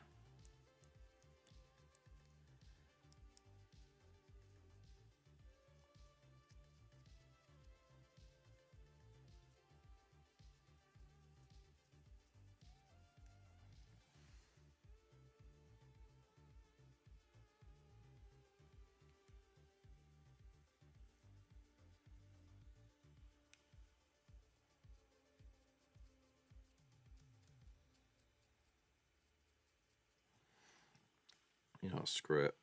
Let's do a little. Let's do a little glow.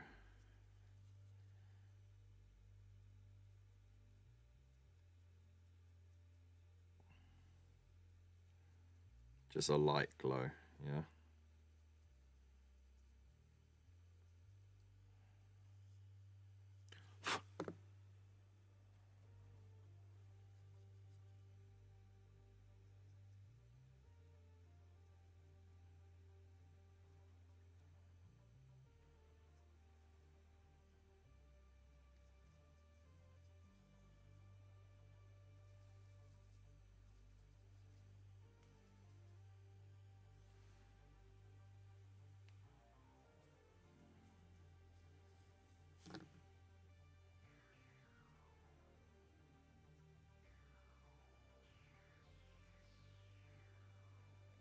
But what colour should I make it glow?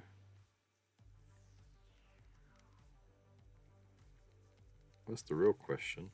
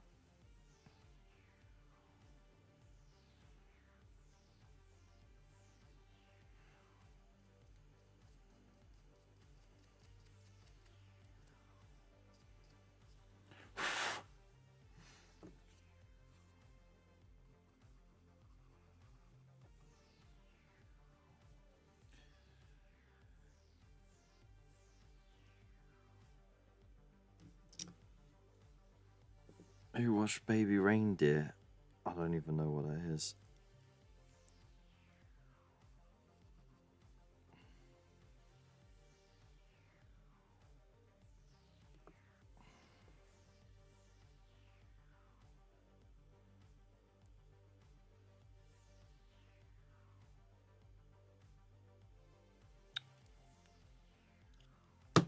Shite balls.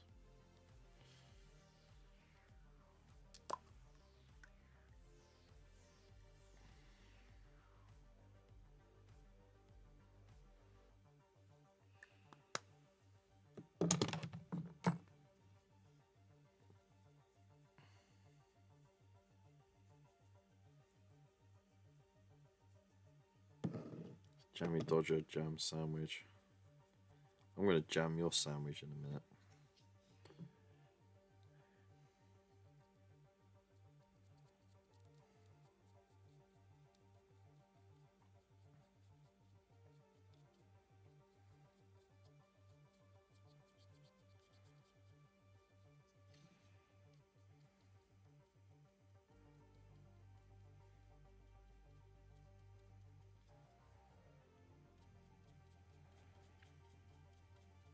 These gems shall not be glowing gems or crystals, whatever the fuck they are. They're going to stay as they are.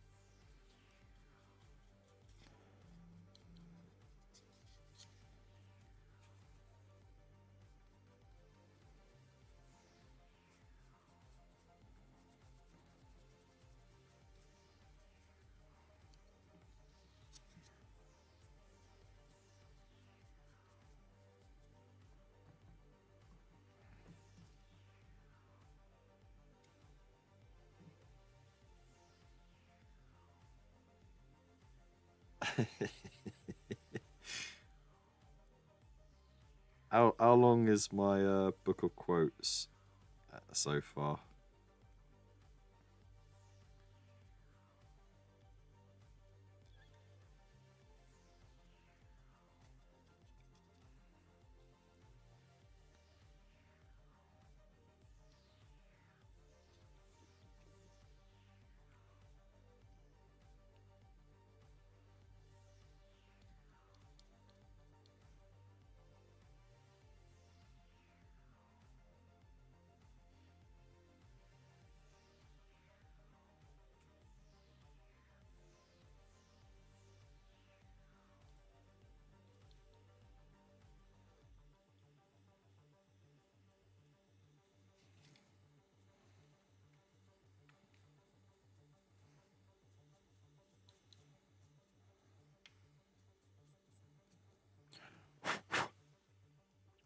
Cool.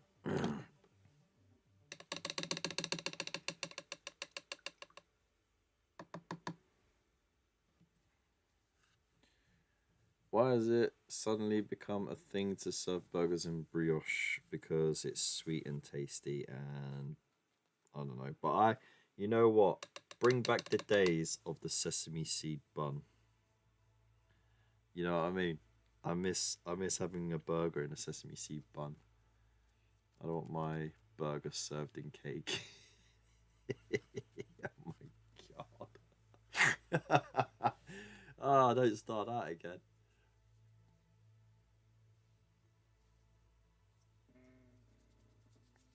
Alright, what's the time? Is it 10 past already? Shocking. Alright. No, don't put that away. Don't put that away because, okay, look, this I'm going to count as done. Yeah? I'm happy with it.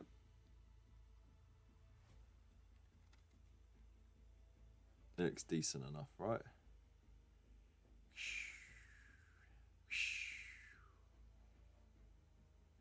Okay, that works. Cool. This, I've decided to do fucking glowing gems at the bottom. Ah, what a twat thing to do. So, it's only going to be a little glow. It's not going to be like much to like really blow up a lot of glow. But I've just done the immediate area because it doesn't really reach up to the other spaces anyway. It's kind of blocked by this cloak, and the same within there as well. So it hasn't really got any other natural places to, bounce the light from. Say maybe the side of this boot here, but yeah. Anyway, so what color shall I do?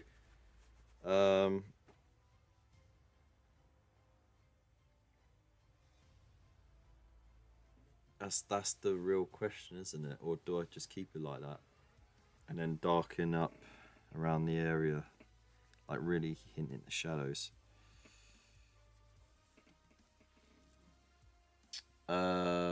Next time we get a bunch of international viewers, I want you to explain the concept of a cheeky Nando's to them. Fucking hell. Do them purest green. Really?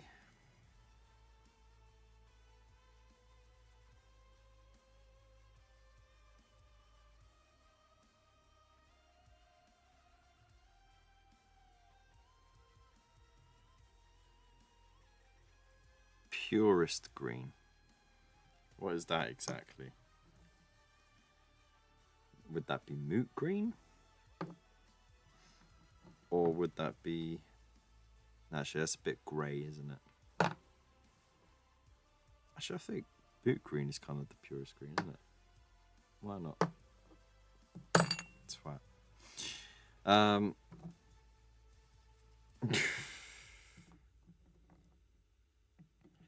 Built achromatic blue might work. Yeah, it took me a minute, but I got it.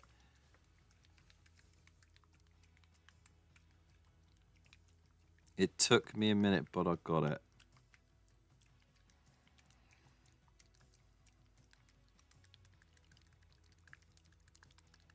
Twat.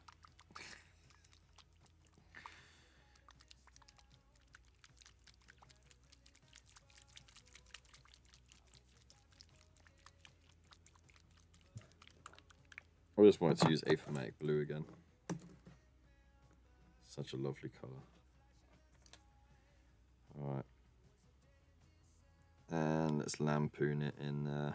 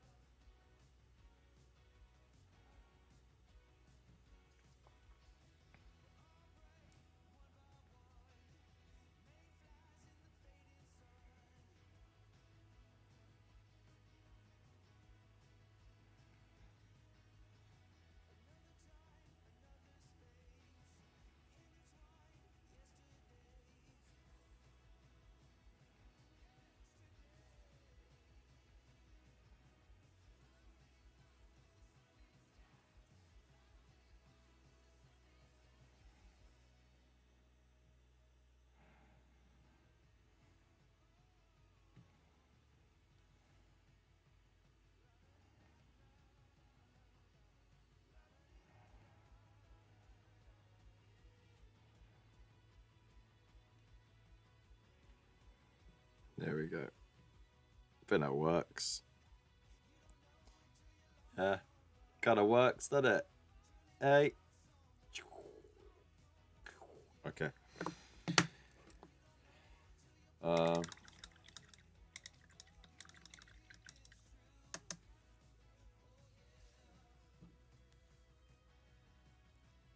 Okay, and then we need a little bit of the Doomfire Magenta. I'm going to thin it slightly because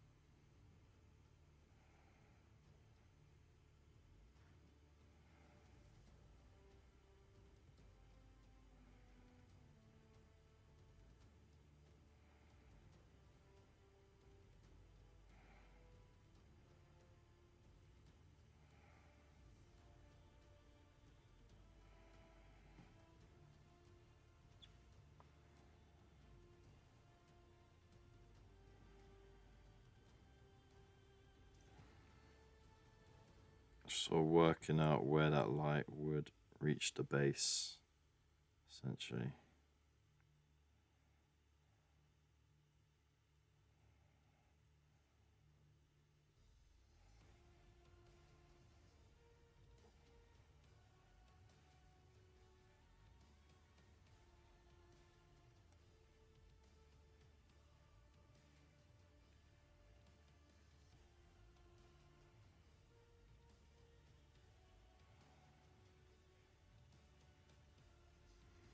All right.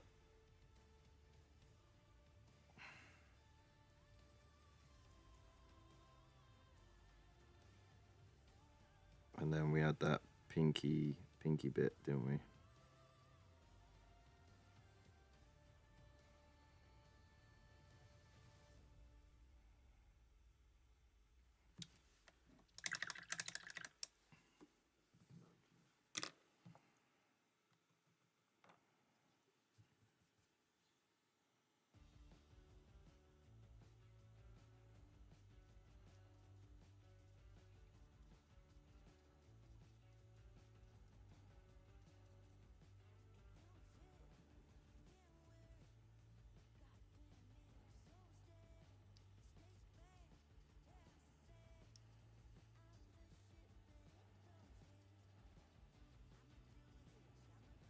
Cool.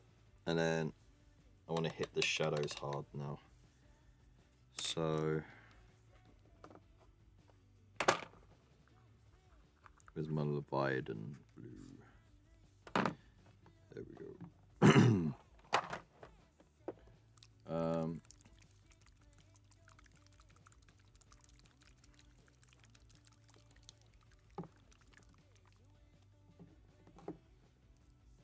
What are you lot talking about now?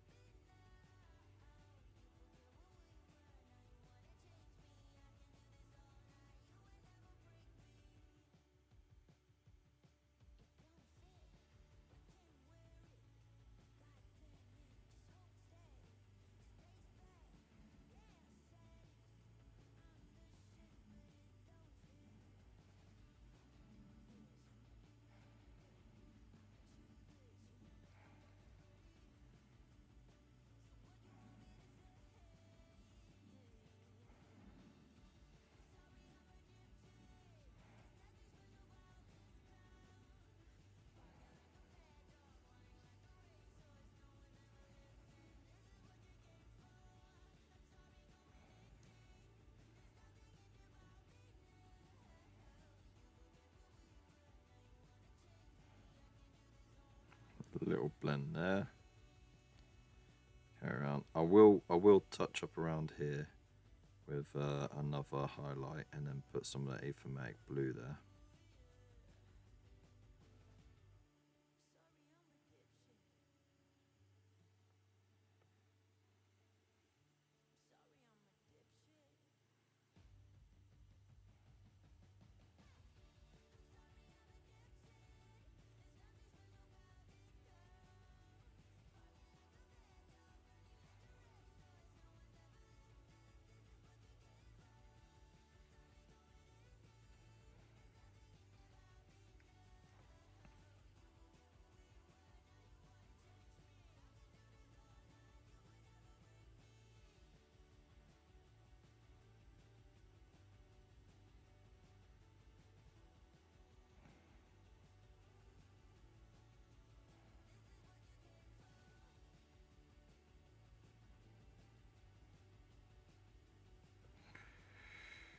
Right.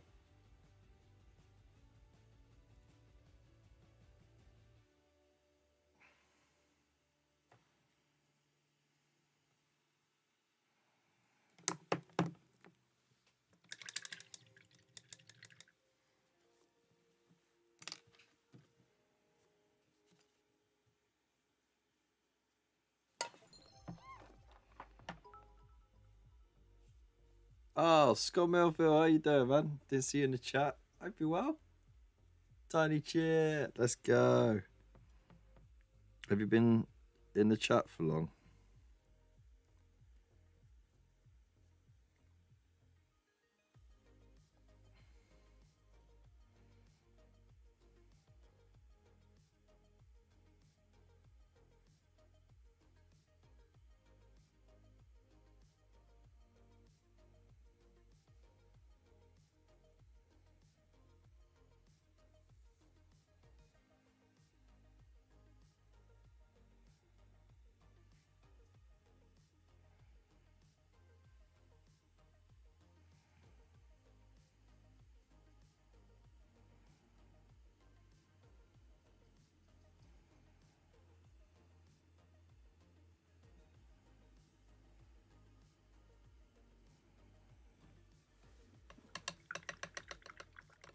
Just got here. What's new? Nothing much, right? We did have like over an hour of political discussions. We also had some heated debates about what constituted as a sandwich or a pie or a pizza. So, you know, the usual nonsense that you'd expect from us.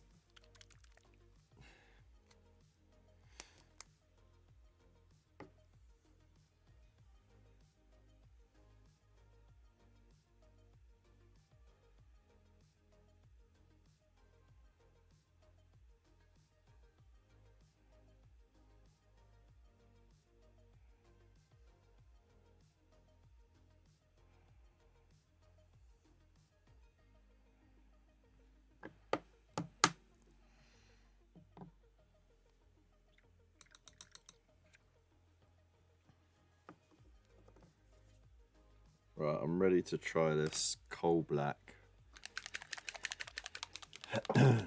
jam and T2. Yeah, I know, man.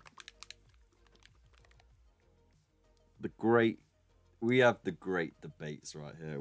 We haven't even mentioned about the price hikes from Games Workshop, which, you know, whether right or wrong, they do happen every bloody year. Because, you know, shareholders. I know that upsets people. It happens. And these incremental price increases do start to make a difference over the years. As they stand on their own, they don't make that much of a difference, to be honest. Except, you know, less people are going to be buying the stuff because everyone's feeling the squeeze at the moment. But there you go. They are a business. They will charge what they want or need to charge for their product. And it's up to us if we want to spend that money or not, you know.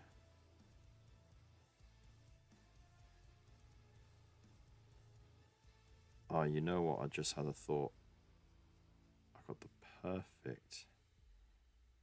perfect fucking tufts for this.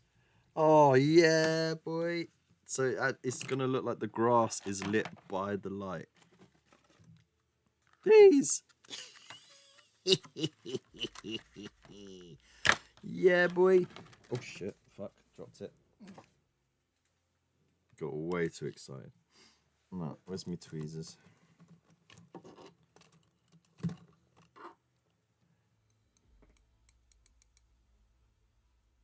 What's your favourite film with a one-word title?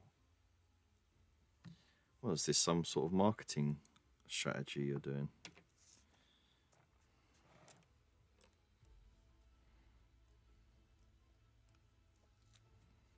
Um,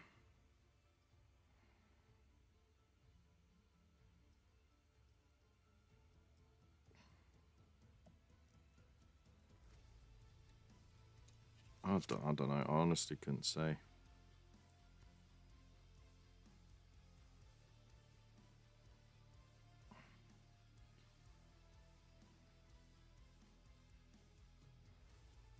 Didn't want that little one on there.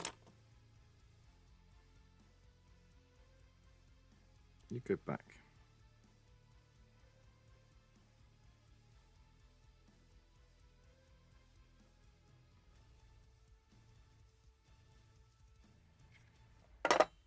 Now, what I'm really gonna do,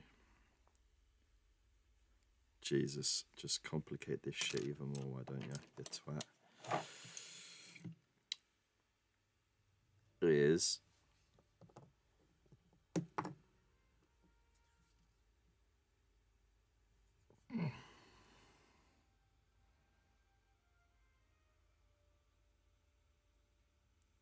little tiny shadows underneath.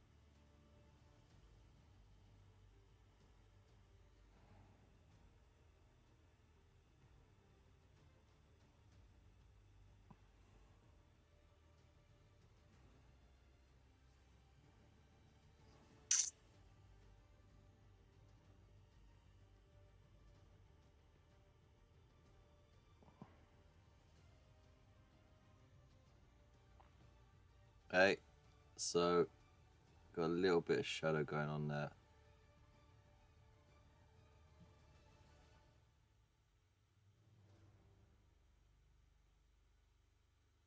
I think it kind of works.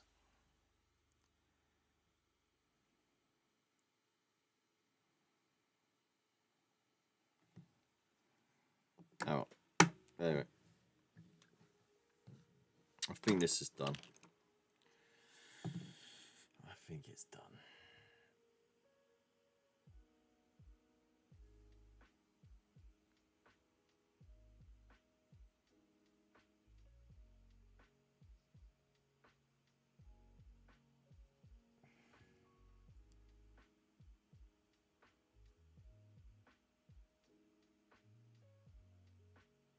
It's not perfect, but you know what? It's been a great experiment, and with some camera trickery, I can make it look half decent.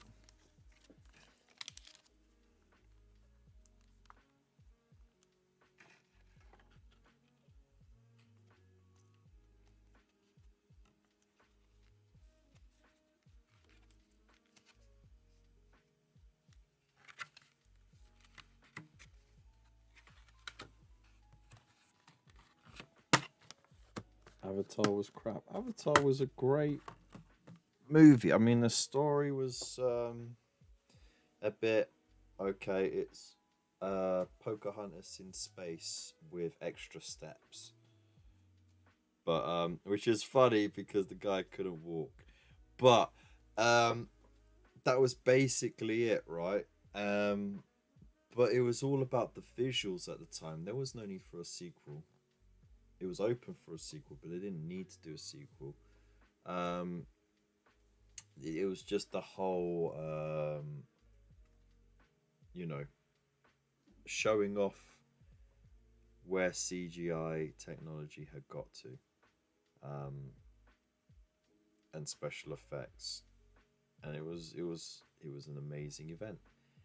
But yeah, the sequel didn't need to happen. That's for sure. Again, fun movie, but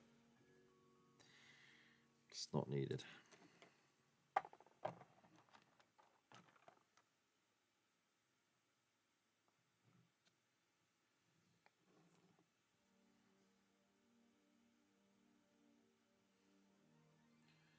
So, crap story was lame. It can look flashy. If it's garbage, then it's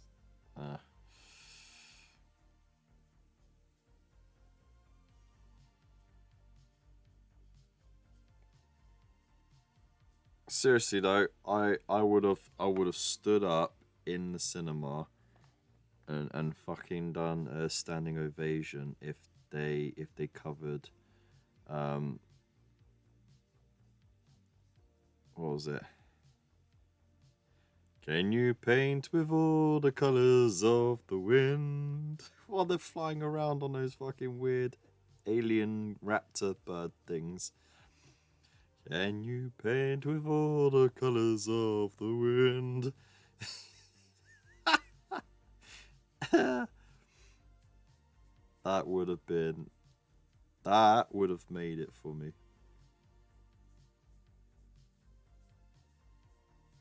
This is a nice paint.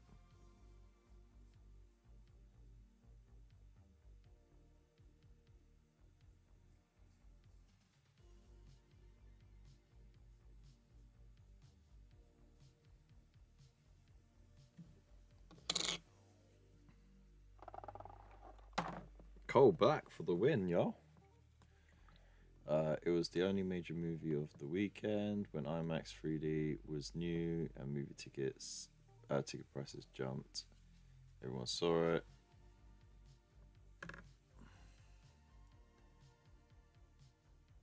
No one resonated with it. Unobtainium, yeah.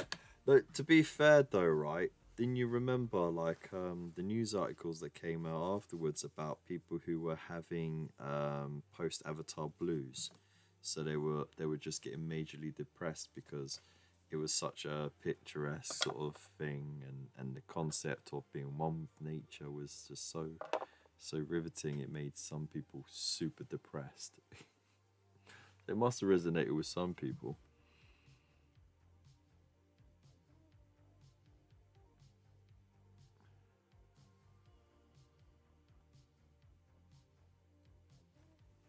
It wasn't meant to be an Avatar. Ah. I was just seeing it in 3D as it looked like a proper 3D in the cinema. It was a cinema event, yeah. Might as well have vibranium because it absorbs vibrations. To be fair, there are some daft names, right?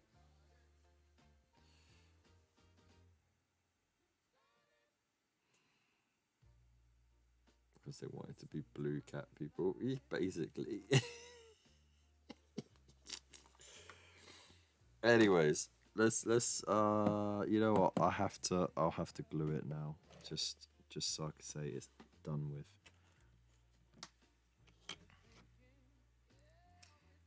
Luckily, I know exactly where it's gonna go.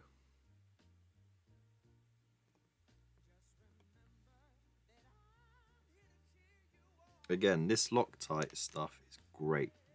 because it's universal gel. Yeah, it's a gel state glue. It's not liquid. It doesn't leak everywhere, so you can put it exactly where you want it. It doesn't move.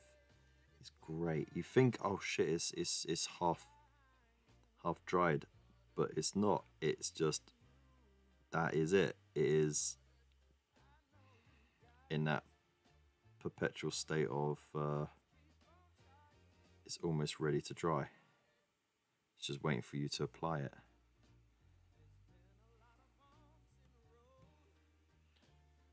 Pin it, Kev. No, I won't. It's just going on a shelf.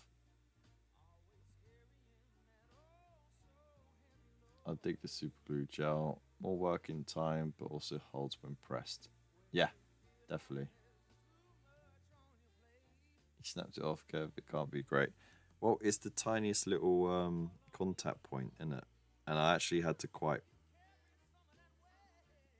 whack it quite hard for it to pop off. But there you go. It's good. Oh, you know what? See, oh my god, I was so close to eating my words then. I wasn't even sure myself.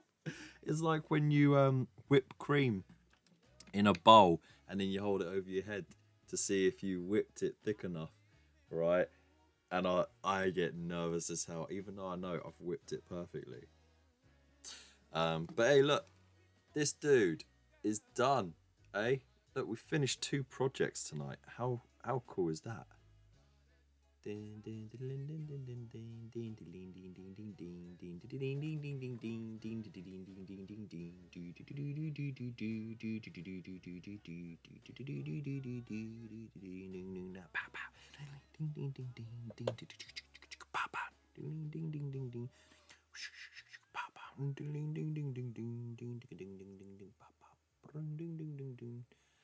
Watching the moon sits in the sky in the dark light, shining from the light from the sun, and the sun doesn't give any light. The moon is zooming, the moon's all with one.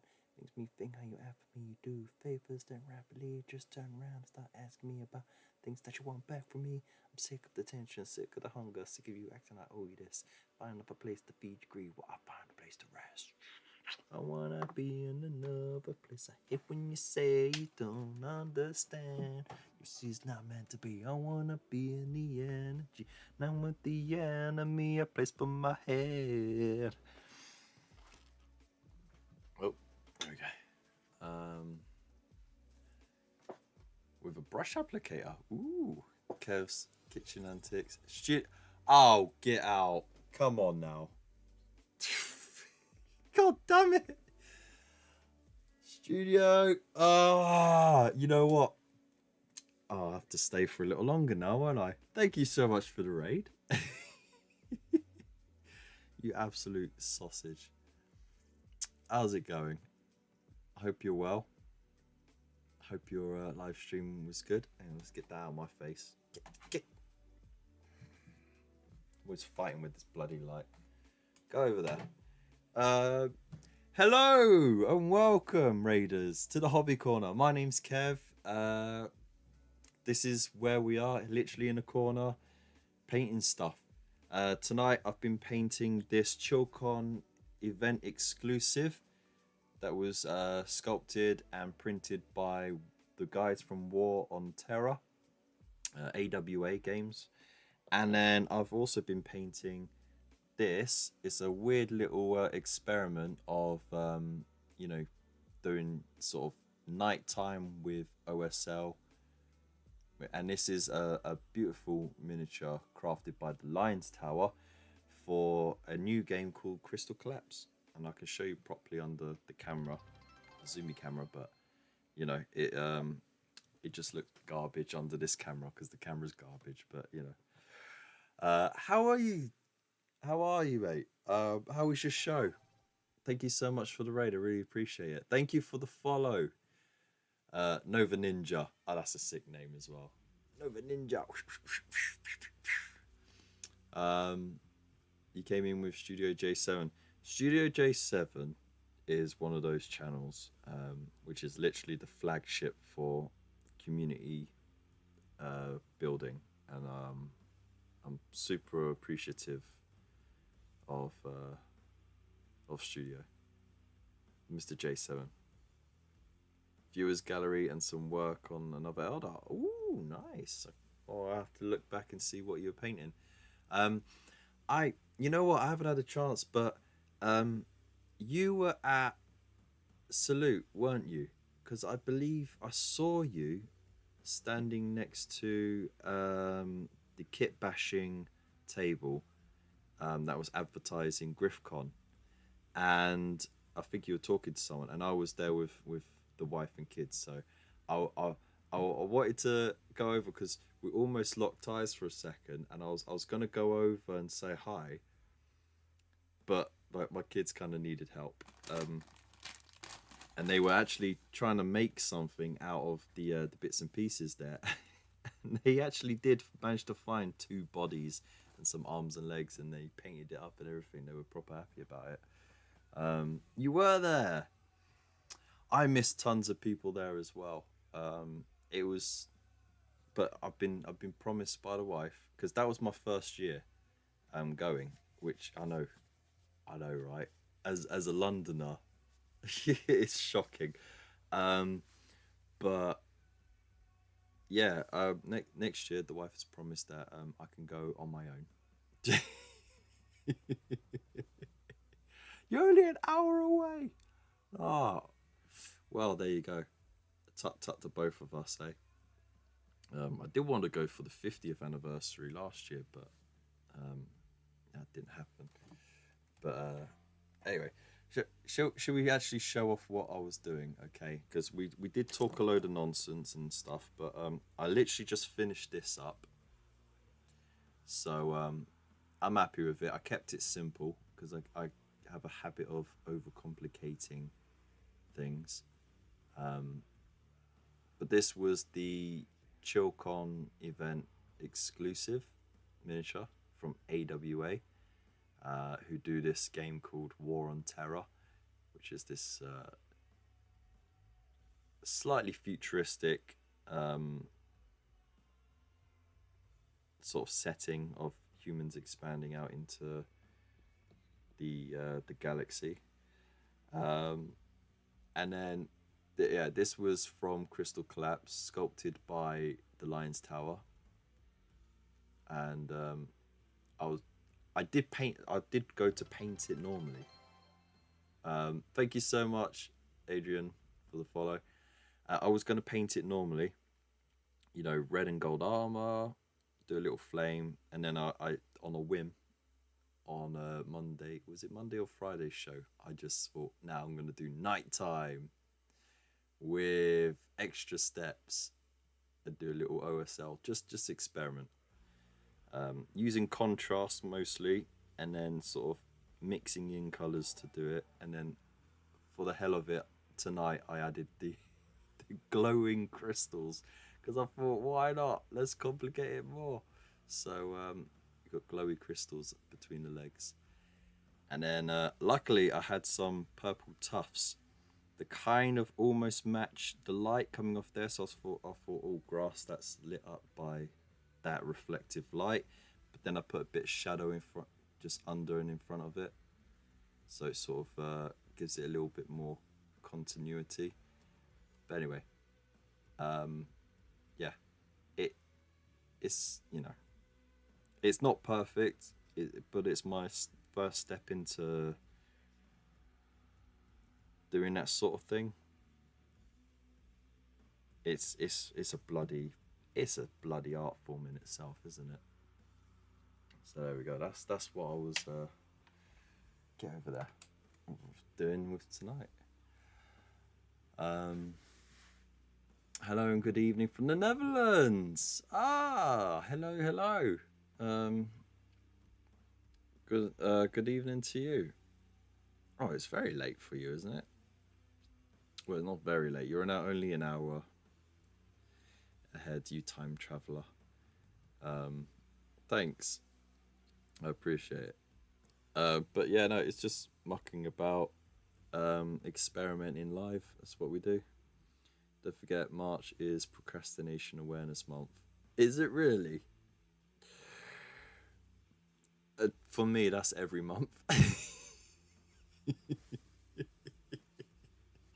And yeah, I got the joke as well. Thank you very much, Bill. Even though I am half asleep. 1 o'clock. Yeah, that sounds about right. So yeah, no, it's I was very close to actually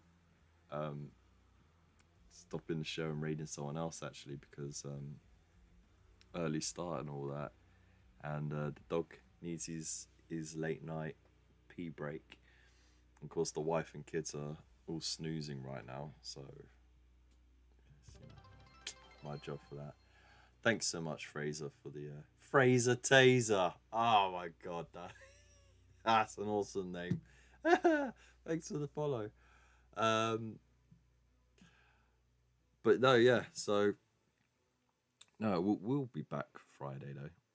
Friday at 8:30, hopefully, if I'm not running late like I'm always am. Um, but yeah, I've been meaning to raid into your channel, but I can never finish on time, you know. And then by the time I finish, you're about to raid as well. So yeah, it's an absolute pain. But you know what? It'll be nice to meet in real life. Maybe next salute, we'll actually say a big hello. Also, we do have an open invite to a Warhammer World meetup. So it's for the 20th of June. It's for someone in the chat has their birthday. Under Hive Hero. He's coming over from the Isle of Man. But we actually got someone who's coming over from America for us as well. But yeah, 20th of June is a Thursday, so it might be a bit awkward for some people. But it's going to be basically everyone playing 40k. So yeah, it'll be good fun. GriffCon went 26th to 27th of July. Ooh. It's tempting. Harlow, Essex. It's not too long for me to get to from Wickham. So I'm in the southern bit of Buckinghamshire. Like I'm a 20-minute drive away from Windsor, sort of thing. Let's have a look and see how far Harlow.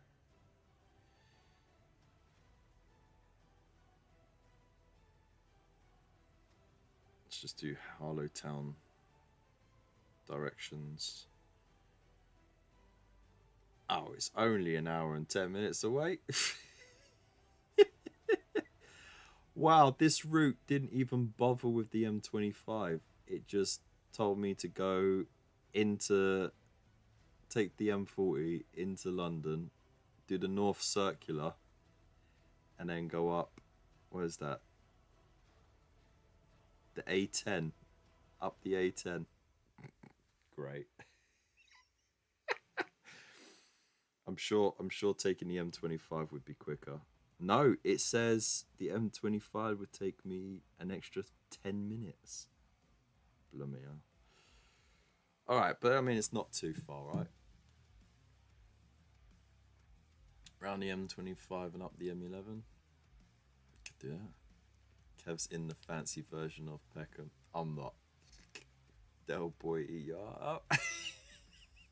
3 hours in a Reliant Robin. Yeah, it would do. With a little Flintstone hatch at the bottom to get it started.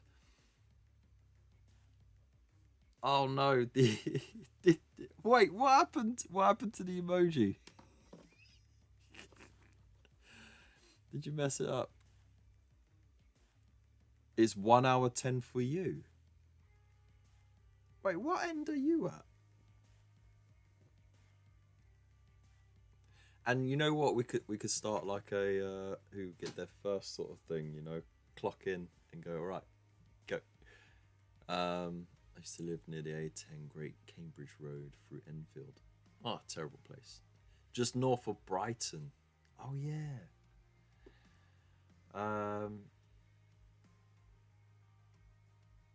And it's an out. That's outrageous. That is outrageous because surely Brighton is further away, and yet it would take you the same amount of time. That is outrageous, right? So let's do Harlow Town Centre directions. 49 miles for me. Okay, you are 100% further. That's just ridiculous.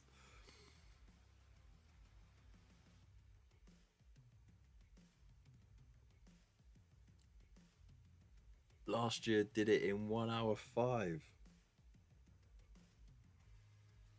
Well, I mean, it's saying right now at this time of night, it's saying 1 hour and 51 minutes. Jeez. Okay.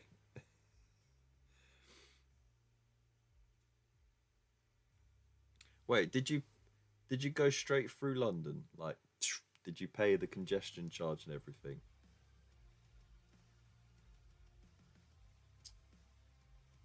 What birthday is it? Is it Underhigh's 31st? Yeah, he's in the wrong side of 30 now. And look a day over 60. Ah, my days. But yeah, no, we're just winding down. Like literally, this is the end of the show sort of thing. But I mean, this if this is what you like, if you like just people talking nonsense, it's kind of like a live podcast with the occasional painting. Then I appreciate your follow, um, and thank you for following uh, J7 over. We appreciate you. Um, is it Harlow avoids it? Thank God.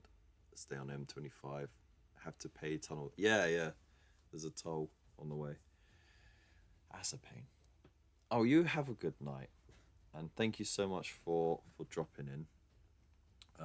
Honestly, I wish I was on longer just to make the most of the gift of the poor souls you have landed in my lap. But I appreciate it. And Nova Ninja, I did see the hydrate, but literally all I've got is some tea that's been sitting there for 3 hours, and I don't want to tempt that. Um, Always another time, exactly. I appreciate you. Big loves to you, man. Um, there you go. Absolute star, you know.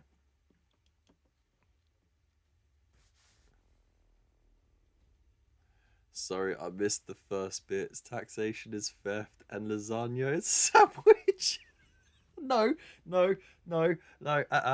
Lasagna is not a sandwich. Lasagna is a cake because it has layers. That's what we've established. I'm not drinking the pale water. No way. No, I'm not drinking that water. I'm not drinking the tea either. You can click hydrate all you like, mate. Sandwiches have layers. Oh no! Don't start that again. Oh my god. We've had a massive debate on whether or not certain things are pies or pizzas or tarts, sandwiches, cakes. My brain is about to blow. you know.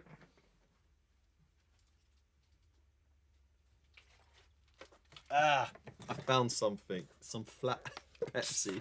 I'd much rather drink the flat Pepsi cherry, Pepsi Max cherry, than that old tea. There you go. A pasta cake. Don't reheat the tea in it. No way. What about a club sandwich? That is. Oh my god. Meat and cheese and tomato between breads. Noodles are a bread. Ah.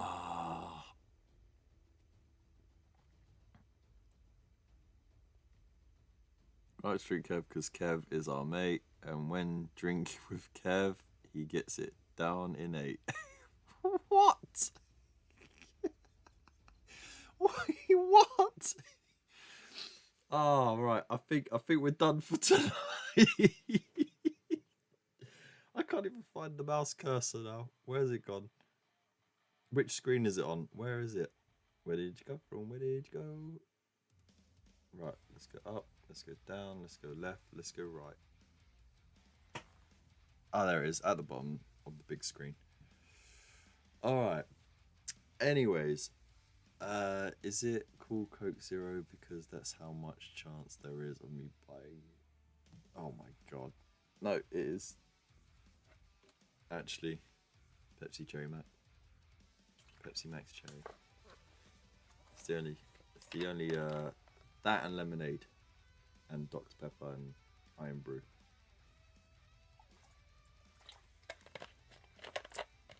Everything else is trash.